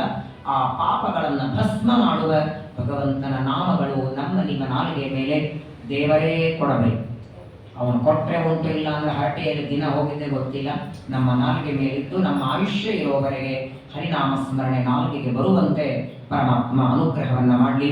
ನಮ್ಮ ಉದ್ಧಾರ ಯಾವಾಗ ಏನು ಗೊತ್ತಿಲ್ಲ, ನಾವು ಅಜಾಮಿಲನಷ್ಟು ದೊಡ್ಡವರು ಅಲ್ಲ. ಅವನ ಅಂತ್ಯಕಾಲದಲ್ಲಿ ನಾಮಸ್ಮರಣೆಯಾಗಿ ಅವನಿಗೆ ತಪಸ್ಸು ಮಾಡುವಂತಾಯಿತು. ನಮ್ಮ ಅಂತ್ಯಕಾಲದಲ್ಲಿಯೂ ಭಗವಂತನ ಸ್ಮರಣೆ ಬರಲಿ. ಜನ್ಮಾಂತರದಲ್ಲಿಯೂ ಇದೇ ರೀತಿ ಭಾಗವತ ಶ್ರವಣ ಮಾಡುವ ಸಜ್ಜನರ ಸಮಾಗಮವನ್ನು, ಗುರುಗಳ ಸಮಾಗಮವನ್ನು ದೇವರು ಕೊಡಲಿ. ಕೊನೆಯವರೆಗೆ ಆಯುಷ್ಯ ಇರೋವರೆಗೆ ಹರಿನಾಮ ಸ್ಮರಣೆ ನಾಲಿಗೆಯಿಂದ ಬರುವಂತೆ ಪರಮಾತ್ಮ ಅನುಗ್ರಹವನ್ನ ಮಾಡಲಿ ಅಂತ ಪರಮಾತ್ಮನಲ್ಲಿ ಪ್ರಾರ್ಥನೆ ಮಾಡಿ ಇಲ್ಲಿಗೆ ಅಜಾಮಿಲ ಉಪಾಖ್ಯಾನ ಅಂತಾರೆ. ಅಜಾಮಿಲ ಉಪಾಖ್ಯಾನ ಇಲ್ಲಿಗೆ ಮುಗಿಸಿ ನಾಳೆಯಿಂದ, ಇದು ನಾಳೆ ನಾಡಿದ್ದು 2 ದಿನ 6ನೇ ಸ್ಕಂದ ಪ್ರಧಾನವಾದದ್ದು. ಹಿಂದೆ 4ನೇ ಸ್ಕಂದದಲ್ಲಿ ಒಂದು ಕಥೆ ಅರ್ಧದಲ್ಲಿ ನಿಂತಿತ್ತು. ಪ್ರಾಚೀನ ಬರಿಹಿರಾಜನ 10 ಜನ ಗಂಡು ಮಕ್ಕಳು ತಪಸ್ಸಿಗಾಗಿ ಹೊರಟಿರ್ತಾರೆ. ದಾರಿಯ ಮಧ್ಯದಲ್ಲಿ ನಾರದರ ಭೇಟಿಯಾಯಿತು. ನಾರದರು ಆ ಪ್ರಾಚೀನ ಬರಿಹಿರಾಜನ ಮಕ್ಕಳ ಪ್ರಾಚೇತಸರಿಗೆ ರುದ್ರಗೀತ ಉಪದೇಶ ಮಾಡ್ತಾರೆ. ರುದ್ರದೇವರಿಂದ ಉಪದೇಶ ಪಡೆದು ಸಮುದ್ರದ ಮಧ್ಯದಲ್ಲಿ ತಪಸ್ಸು ಮಾಡ್ತಾ ಇರ್ತಾರೆ. ಅಷ್ಟೇ ಹೇಳಿ ಆ ಕಥೆಯನ್ನು ನಿಲ್ಲಿಸಿಬಿಟ್ಟಿದ್ದಾರೆ. ಈಗ ಪರೀಕ್ಷಿತರು ಮತ್ತೆ ಪ್ರಶ್ನೆ ಮಾಡ್ತಾರೆ, ಆ 10 ಜನ ಪ್ರಾಚೀನ ಬರಿಹಿರಾಜನ ಮಕ್ಕಳ ಕಥೆ ಮುಂದುವರಿಸಿ. ಅವರೇ ಸಮುದ್ರ ಮಧ್ಯದಿಂದ ಬಂದ್ರೋ ಇಲ್ಲ ತಪಸ್ಸು ಮಾಡಿ, ಏನಾಯಿತು, ಎಲ್ಲಿಗೆ ಹೋದ್ರು ಅಂತ ಮತ್ತೆ ಪ್ರಾಚೇತಸರ ಕಥೆಯನ್ನು ನಿರೂಪಣೆ ಮಾಡ್ತಾರೆ. ಅದನ್ನು ನಾಳೆ ದಿವಸ ಶ್ರವಣ ಮಾಡೋಣ.